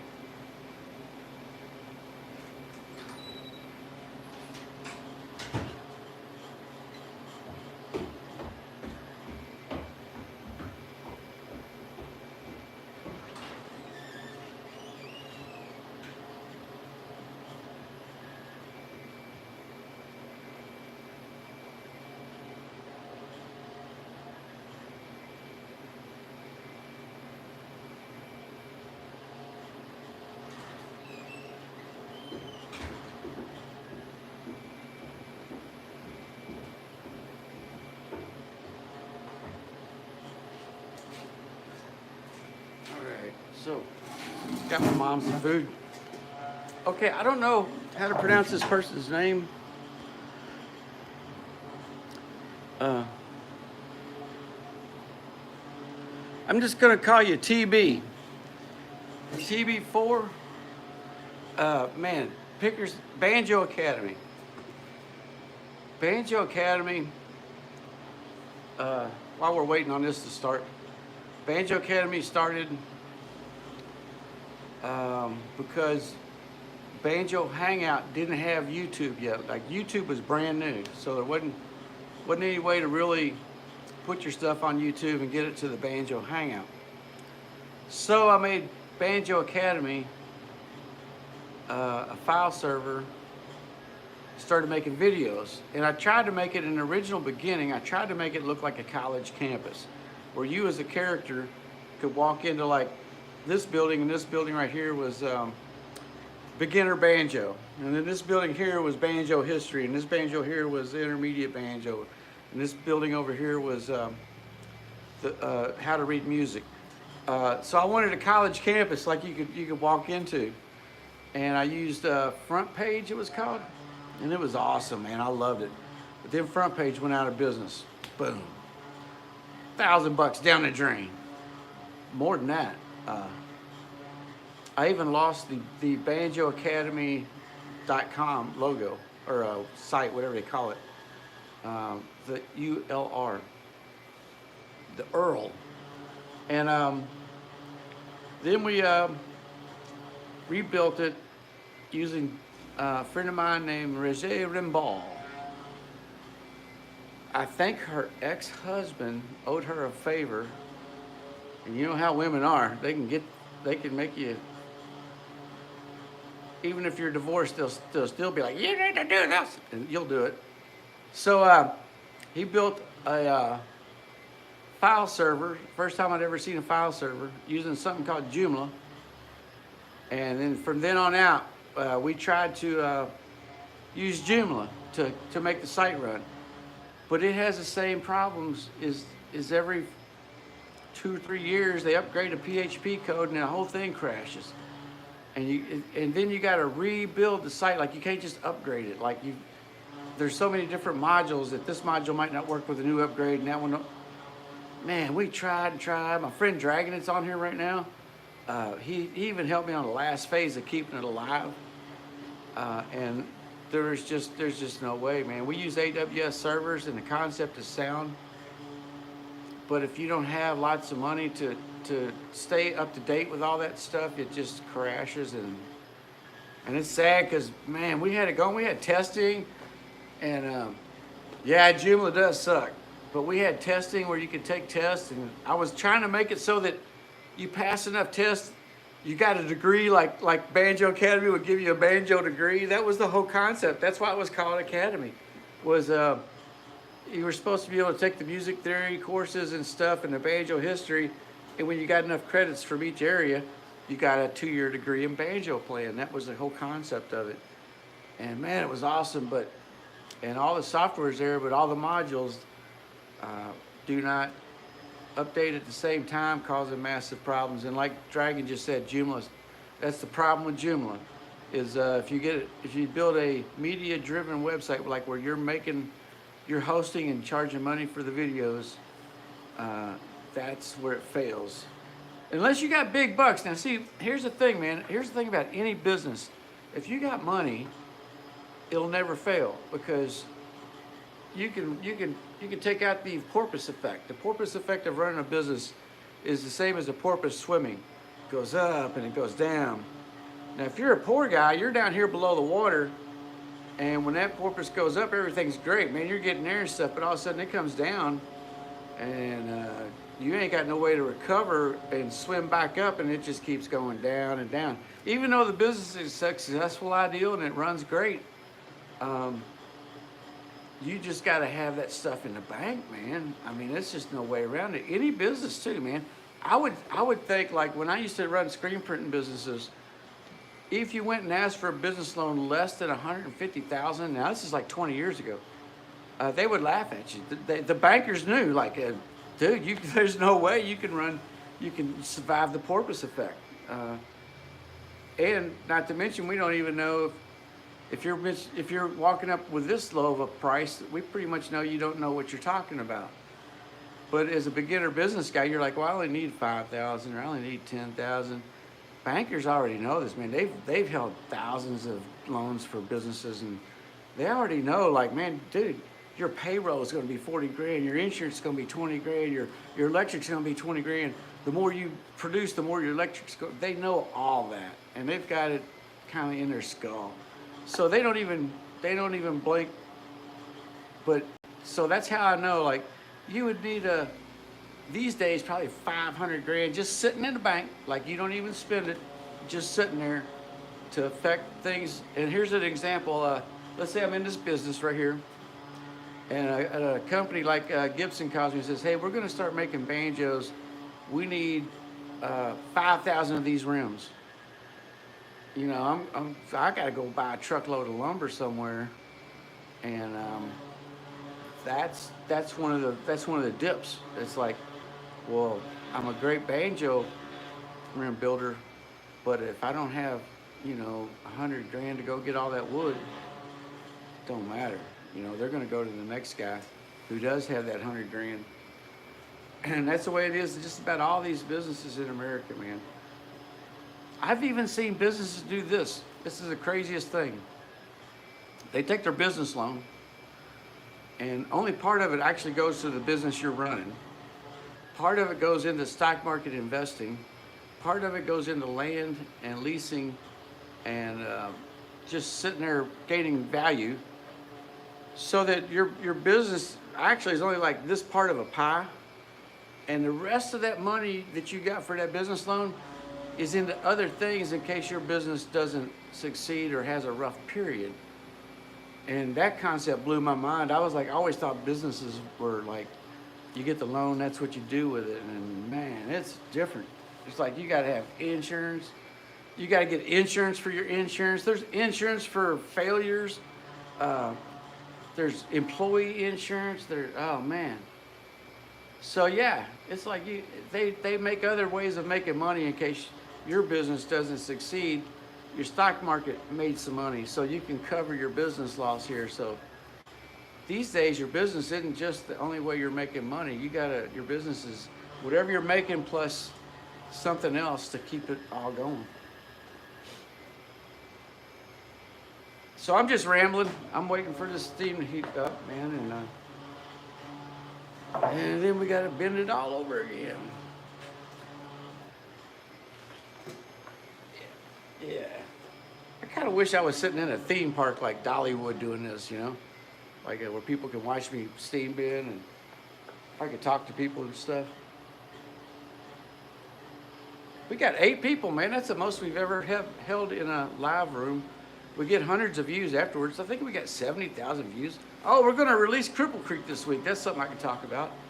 We're getting ready to release Cripple Creek, maybe all the versions on YouTube. And I'll also try to put the tab over on the Hangout. We released Jed Clampett, so if you're a banjo picker, Jed Clampett's in there. My version, it's a little different from the original Scruggs, but Scruggs didn't play the theme anyway to the show. So it's a good version. It sounds like him. Oh my God.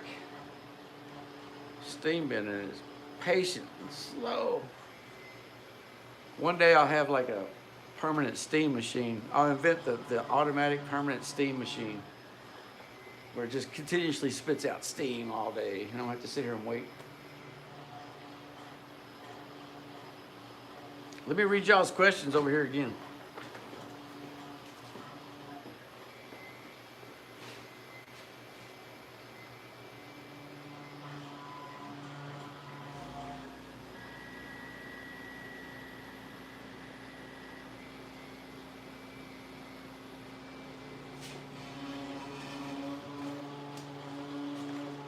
All right, my thoughts on the black ebony fretboards. Man, that's a hard thing to. I don't do ebony myself other than repair, what I'm doing here for repair jobs. Uh, I think rosewood. I like rosewood.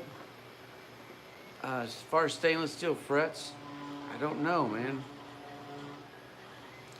When I was working down in Nashville at Opryland, I played so much banjo, 10 or 20 hours a week, that I would wear grooves out in the ebony, and and the frets would get down to where like it would sound the next fret because it was such a groove in it.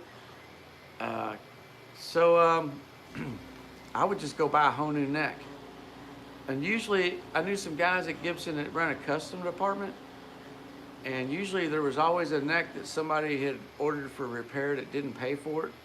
So I was always able to just bolt on another neck and just keep going.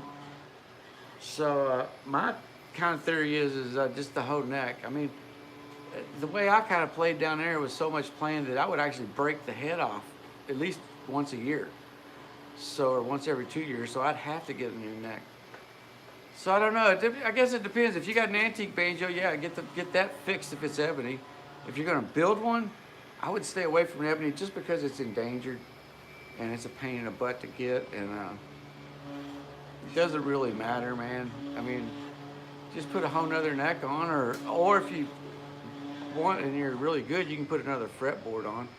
When I went to California a few years back, a company took my banjo, a guitar company, which is kind of how I thought all this up. They had a guitar out there in San Diego, and they heard me play, and they seen I had some fret problems like you're talking about, where the fretboard was getting down in, the finger was getting down into the wood, making a dip. And they took it, pulled all the frets out, put it on a machine and shaved it flat again. And there was just enough pearl to where the pearl didn't go away, because you got to worry about that. On your older necks, the pearl's really thick. And refretted it with the stainless. And man, I loved it. It does make a little tinnier sound. The stainless steel frets do make a little tinkier sound, you might say. But I mean, unless you practice every day, nobody's gonna know. That's kind of personal stuff, 90% of the people that listen to banjo don't really know that it's what it's supposed to sound like. So what you might hear, they're not gonna hear. But yeah, I don't use ebony simply because it's getting endangered and harder to get, expensive. Rosewood's nice. You'll notice all your Fender Strats are made out of maple, man. Maple's hard as hell, but it's white or yellow. So I don't know. There's also something called roasted maple. You ought to look that up. Roasted maple. I've only seen a few fretboards off of it, but it's pretty badass. It's also very stable. Once you get it cut, it doesn't move anymore. So I'm tempted to do a roasted maple someday.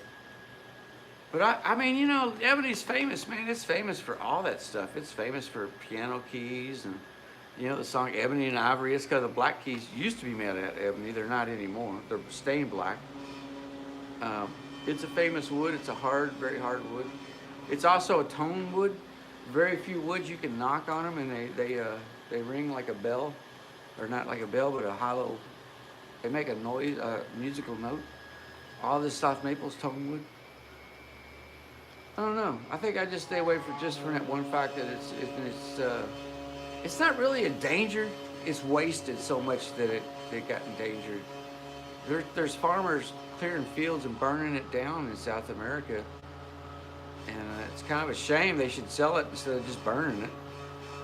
But I wish somebody would go down there and farm it. Like control it. Like you tell people, like don't cut that tree. When this one gets this age, we'll cut this one, that kind of thing, like they do maple, and that way you have a continuous supply forever. And but the world's gone to a different thing. You'll notice most of your banjos are made out of curly maple now. Curly maple is also extremely beautiful, but they do that mostly because you can't justify getting the mahogany and paying all that money. But mahogany is like the most popular banjo kind there is. I personally myself like black walnut. And black walnuts everywhere, man, dude. It looks like in your front yard, they fall over and break your car, and who cares if you take a black walnut tree? But man, black walnut's got this awesome thing where if you just sand it and put oil, some kind of oil-based coating, it turns like chocolate. It's like, yeah, that's what I like, that chocolate brown look. So that's my opinion on ebony. I think it's almost time to check the thermometer here.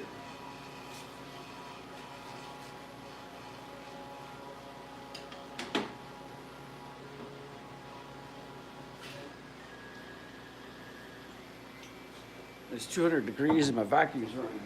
It should not run right.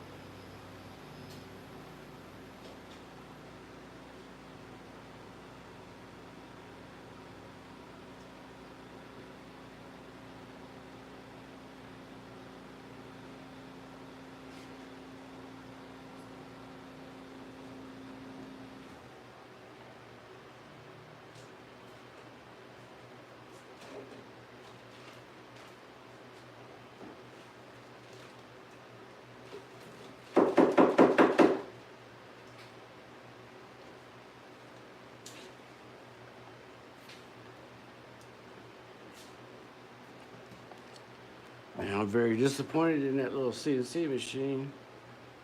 Something's causing the Z-axis to drop out of that thing. And I can't figure it out for nothing. It just ruined this piece of ebony.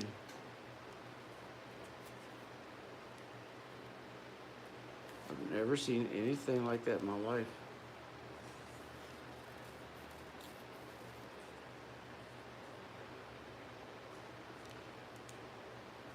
When I say the Z-axis drops out, it means that for some reason it started going deeper than it's supposed to. And the one we cut before, it didn't. And it starts off fine here, and it dropped way down. So I don't know what causes that.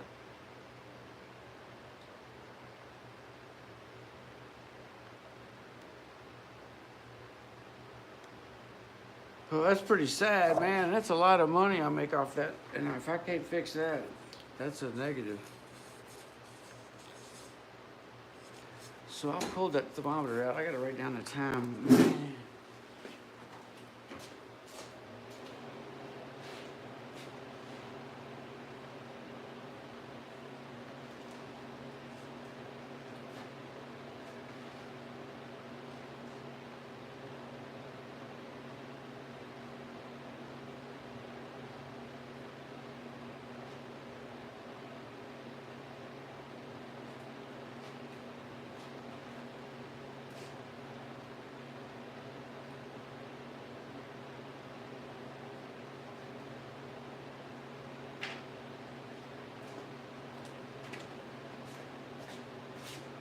Yeah, we got 15 minutes and we'll start bending, but that's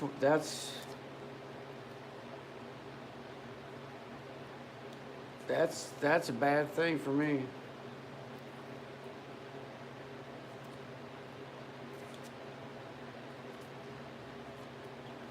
Nothing I can really do. I guess I have to just take that whole machine apart and find out what the heck's going on. For some reason, this CNC is cutting, starts off normal here, and by the time it gets to this side, it's dropping down quite a bit. You did?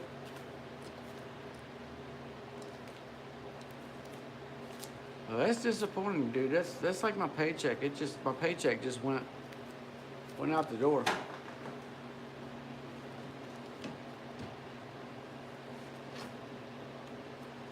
And it's worse than that. I gotta figure out why.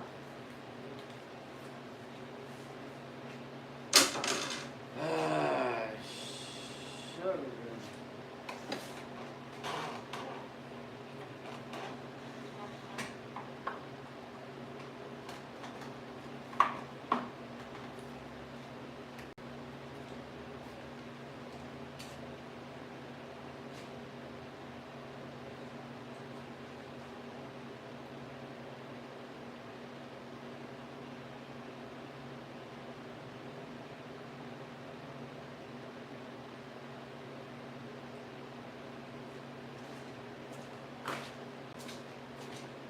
Oh, Jeff Howe. Yeah, Jeff Howe had a Banjo Academy, man. He was a pretty good dude, man. He still is. I used to use his book to teach my more advanced students. And then he came out with a beginner book, and we used that too. But in the beginning, he had this really nice 70s book that was had melodic and chromatic, and man, like he had Fisher's Hornpike and Sailor's Hornpike and Liberty, I think. And I used to use his books. He's awesome picker, man. Woo! That guy's pretty good. So yeah, I didn't know he had a Banjo Academy, man. I didn't know that when I built my site. Sorry about that, Jeff. Damn, now I feel bad. I lost my paycheck and I didn't know I did Jeff, but that's all right. At least my steam bin is doing okay. Damn, man, I can't figure that machine out. Man, I hate to send all that work back. That's $1,000 worth of work. And for the life of me, cannot figure out what makes the Z-axis drop.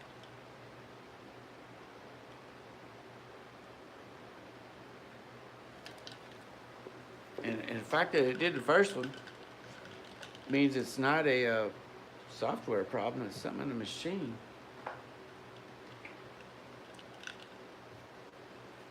So, I guess I got to disassemble a CNC machine tomorrow, which will delay the guitar even more.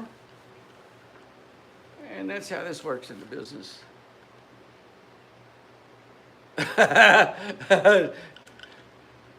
Don't worry about me, dude. I'll survive. I'll figure this out. That's a challenge, man. Sometimes people call me on the phone, they don't understand that that just happened, and I'm thinking how to fix that. And they think I'm not like paying attention to them or something, but the reality is in my head I'm going, oh man, if I don't fix that, I'm really gonna be shafted.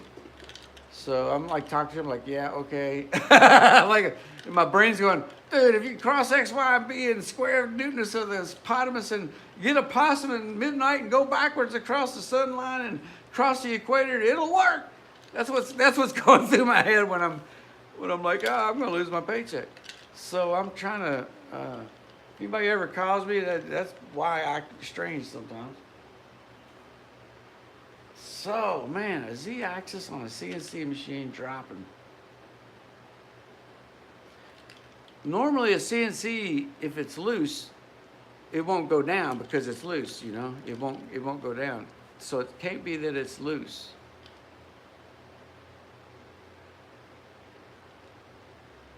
I have to figure this out, man. It could be my controller is bad.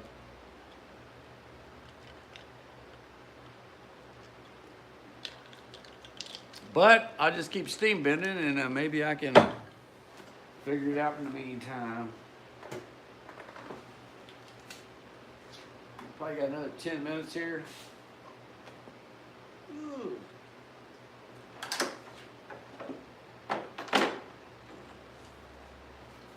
Yeah, maybe I'll make that tomorrow's live stream. We'll take the CNC apart.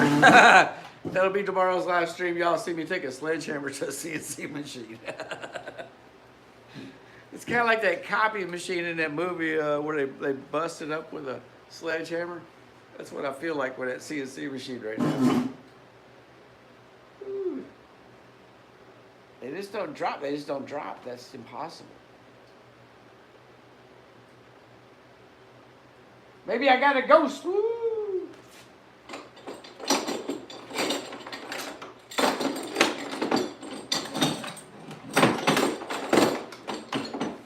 Now the steam bending y'all are getting ready to see is really thin wood, so it's not that hard at all. It's pretty thin, so it goes real fast. In fact, I could probably just bend it, even though it's been in water, but this is something you probably don't know about steam bending. Some of the steam bending is to dry the water out of the wood, so the wood's been soaking. So what you're really doing in here is you're heating it up, and the heat is it's wet heat. Even though it's wet heat, it's getting all the water out of it. You kind of think it was the other way around. You would think the steam's getting into the wood, but what you're really doing is you're getting the wood to boil off the water in it. So then when you pull it out and put it on this wheel, it's still getting rid of all that water, and it dries way faster than if you just did a wet bend. If you just bent the wood wet, which you can do, but then it takes forever to dry. It's like, man, it takes weeks and weeks and weeks to dry. And so you steam bend it, and one of the reasons you're doing that is you're getting the wood superheated, and it'll dry itself from the heat it has absorbed from that chamber. But you wouldn't know that to think about that when you start steam bending. You're like, hey, I'm just got to get it hot. But that's not what you're really doing. You're drying the wood out, because I've done it both ways, man. And if you don't steam it, it just stays wet for a long time. I have experimented with microwaves. Microwaves dangerous as hell, but they will bend wood fast. Like I can bend that in 30 seconds. Like I don't have to sit here for an hour, but I really don't want to sit around a bunch of microwaves that powerful. But it will, man. You can bend it, and it bends it permanent too. You can take a microwave and put wet wood into a microwave and heat it for a few seconds. It'll bend. But to build a microwave that big would be like, oh, I don't know if I want to be around that, man. It might melt me or something.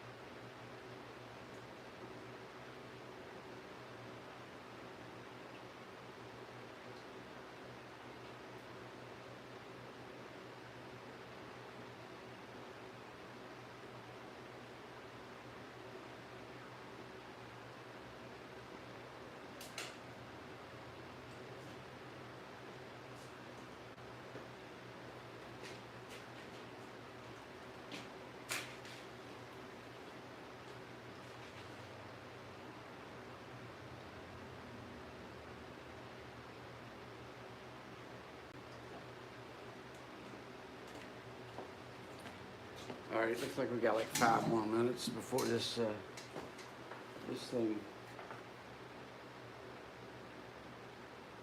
This thing's ready. You know, for that CNC machine, I might just have to cut them on this big giant CNC machine. What's a waste of electricity, though. But man, that's sad that it's doing that. I got a third CNC machine I could pull out of storage and replace that one long enough to see if that's what it is. That's a bummer, man. It bums me out. I'm all like, good. Alright. It worked fine this morning. Did a perfect one. It was so beautiful. I was so happy.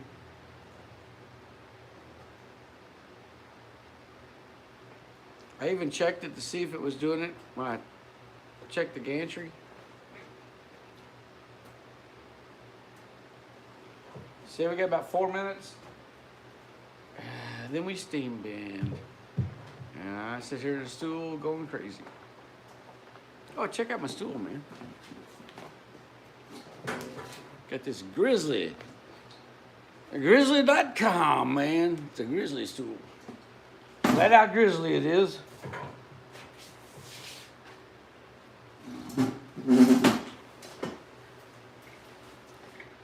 It's so exciting. Yeah, I wish I could play bluegrass music in the background. That'd be cool. I used to work at a greenhouse that played bluegrass music all the time over the PA and stuff. It was cool.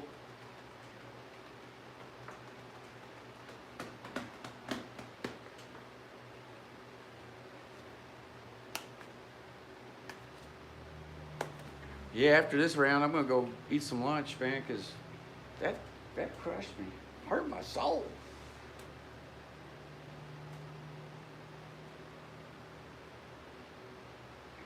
Yeah, go to our Etsy store, ETSY, buy a mug.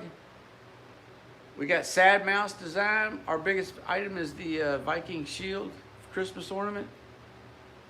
Look under Christmas section. If you like our banjo products, go to Sullivan Banjo Company in Silver Hill, Alabama. He sells our product, or he'll make you stuff that you need for a certain price to build your banjos.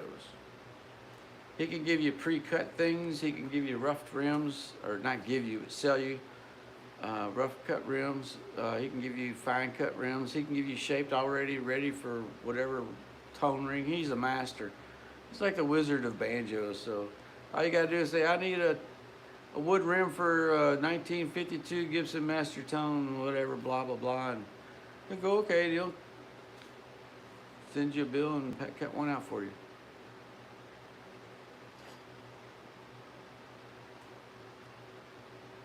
Don't mention my name. You'll have to pay more money if you mention my name. Unlike most companies where they give a discount, not with me, man. They're actually, oh, you know him? Oh, okay. That's an extra $50. Yeah, that'll teach you to come around here mentioning that guy's name.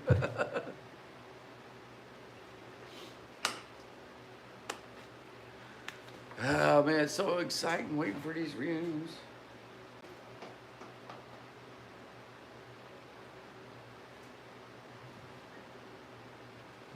Yeah, I like that, Jeff. I used to call him Howlaw. It's Hal. I can't remember why I started doing that. And I think it's because I grew up around some people in my neighborhood that were from Czechoslovakia or something. I used to read his book. I was probably 15 years old. I was reading his book, thinking, man, how do I play this and how do I play that?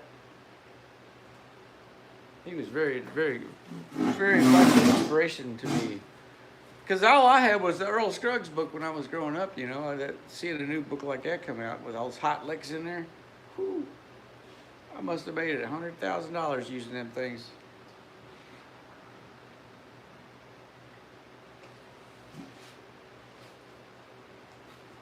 I think we're about ready.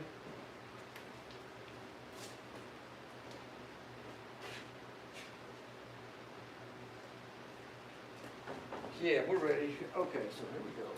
Oh, and then this one, we can let this one go up. This looks okay.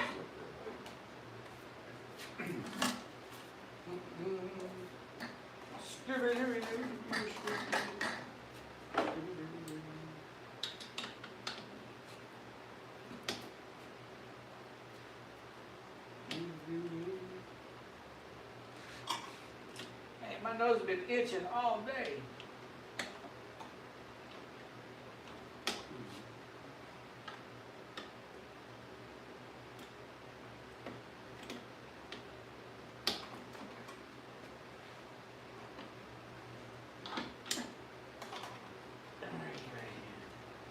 Here we go. In the floor.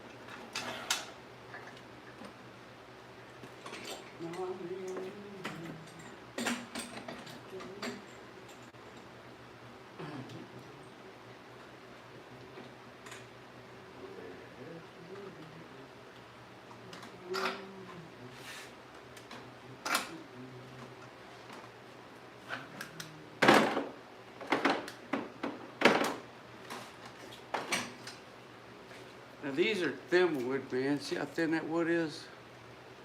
These are very easy to bend. They come out so perfect.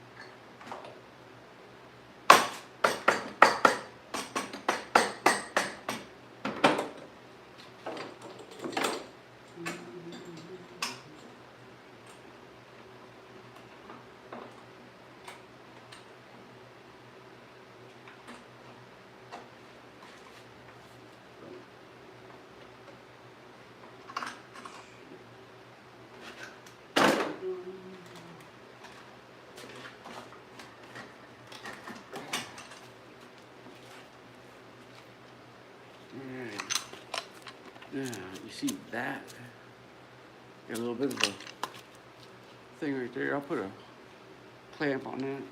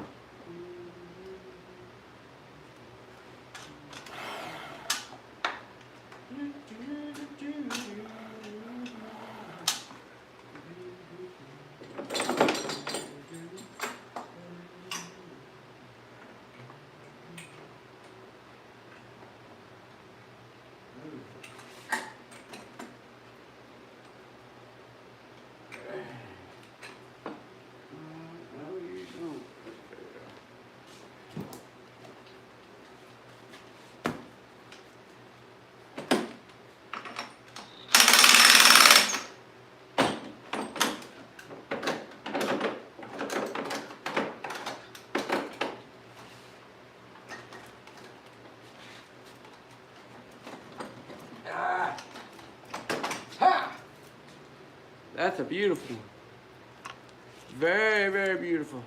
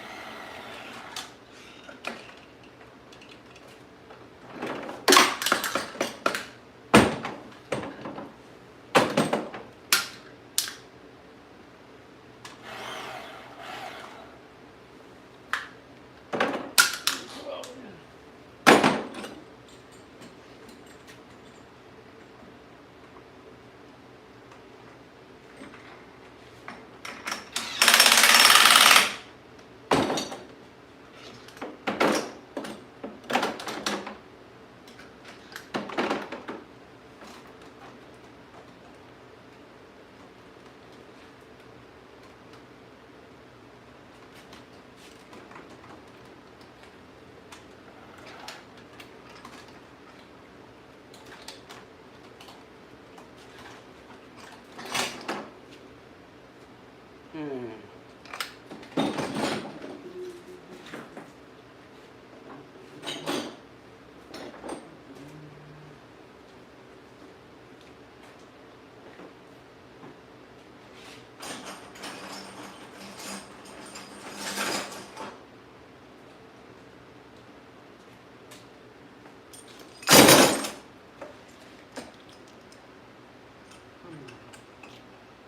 Man, oh man.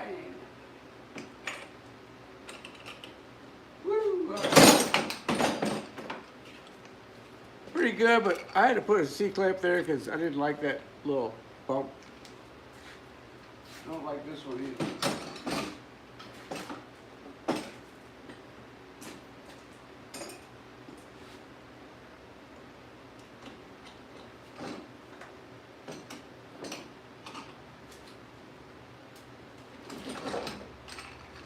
This one will probably fail eventually. It won't make it to the rim, but you never know.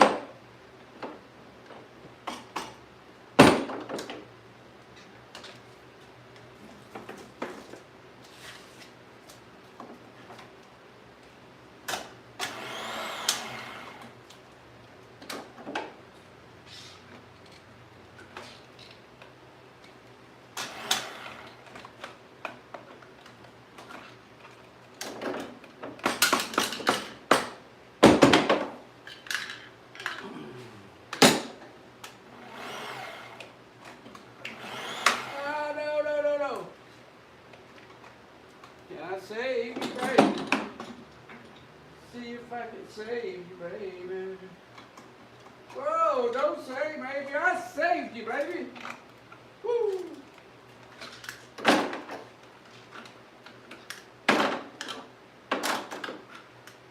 Thought I lost it. Well, it's a close call, man. I mean, I barely got a quarter of an inch on there.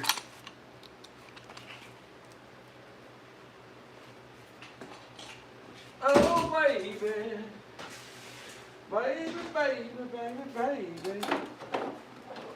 Yeah.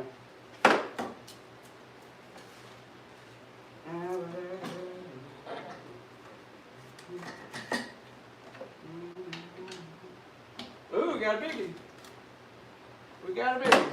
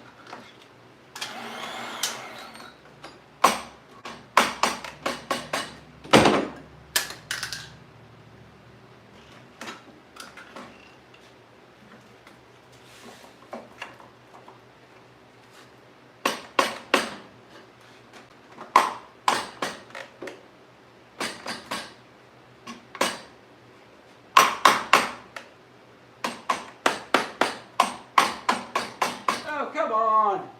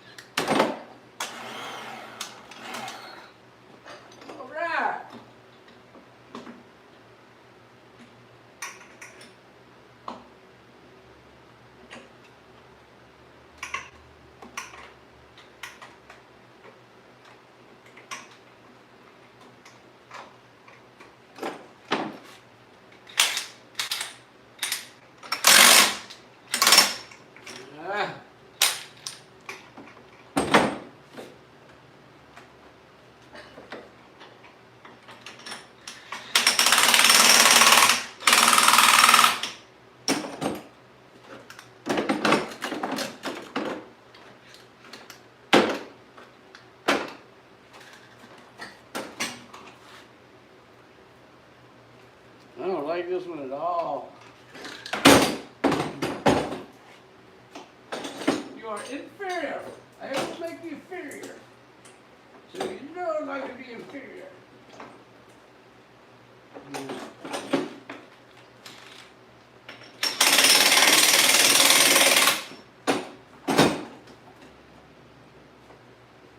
I'll be damned and straighten it.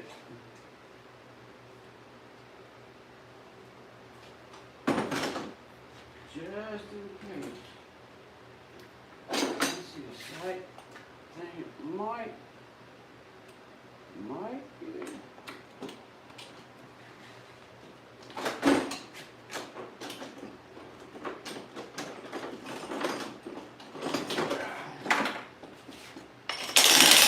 Oh.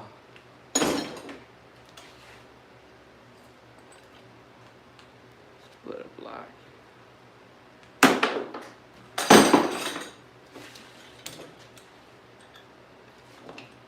Oh baby.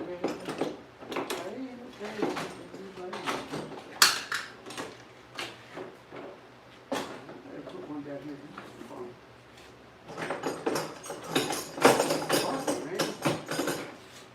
Funky Cobadina.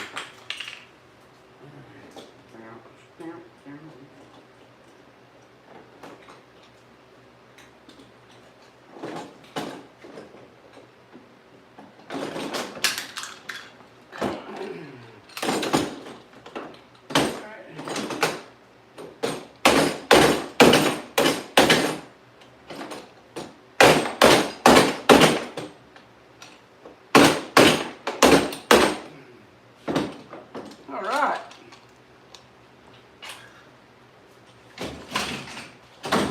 Well, that one was tough. Woo, it's getting hot in here.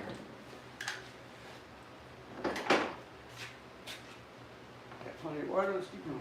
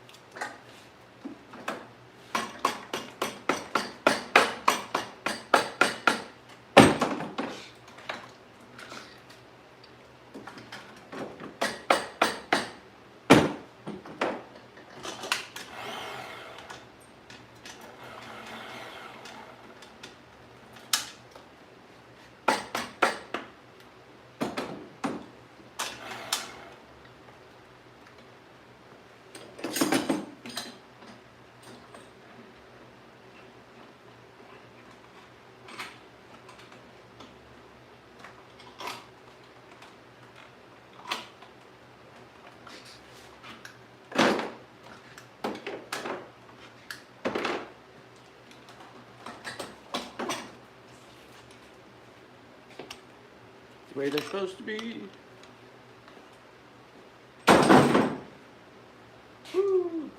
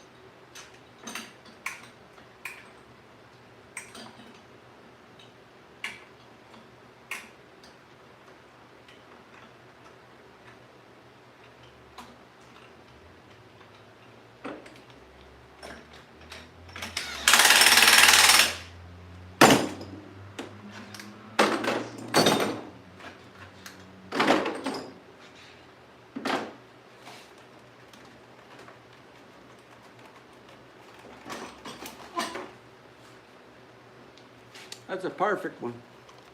That's beautiful, man. Oh.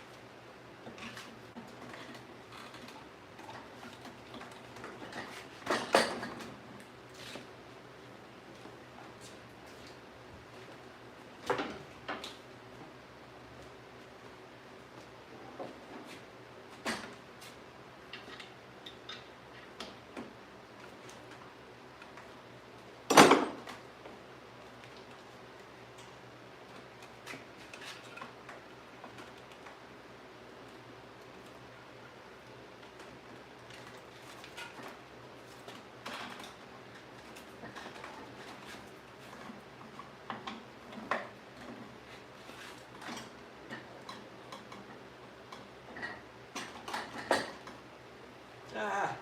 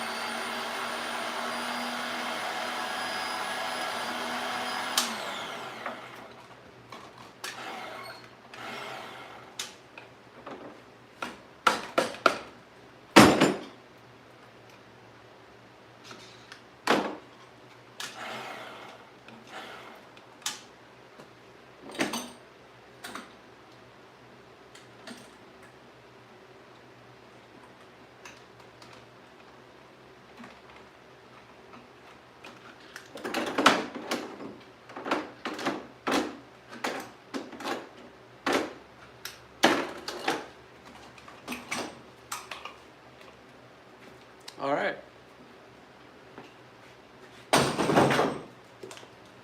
Woo. Man, it's hot. So, folks, there you go. Make sure you click a like, thumbs up. Greatly appreciate it. That's all I'm going to bim for today. The CNC's got me down, so I'm going to have to rethink how I got to do everything tomorrow. So, but we'll see you tomorrow. And God bless everybody and have a good whatever day this is. Monday, December something. See y'all tomorrow.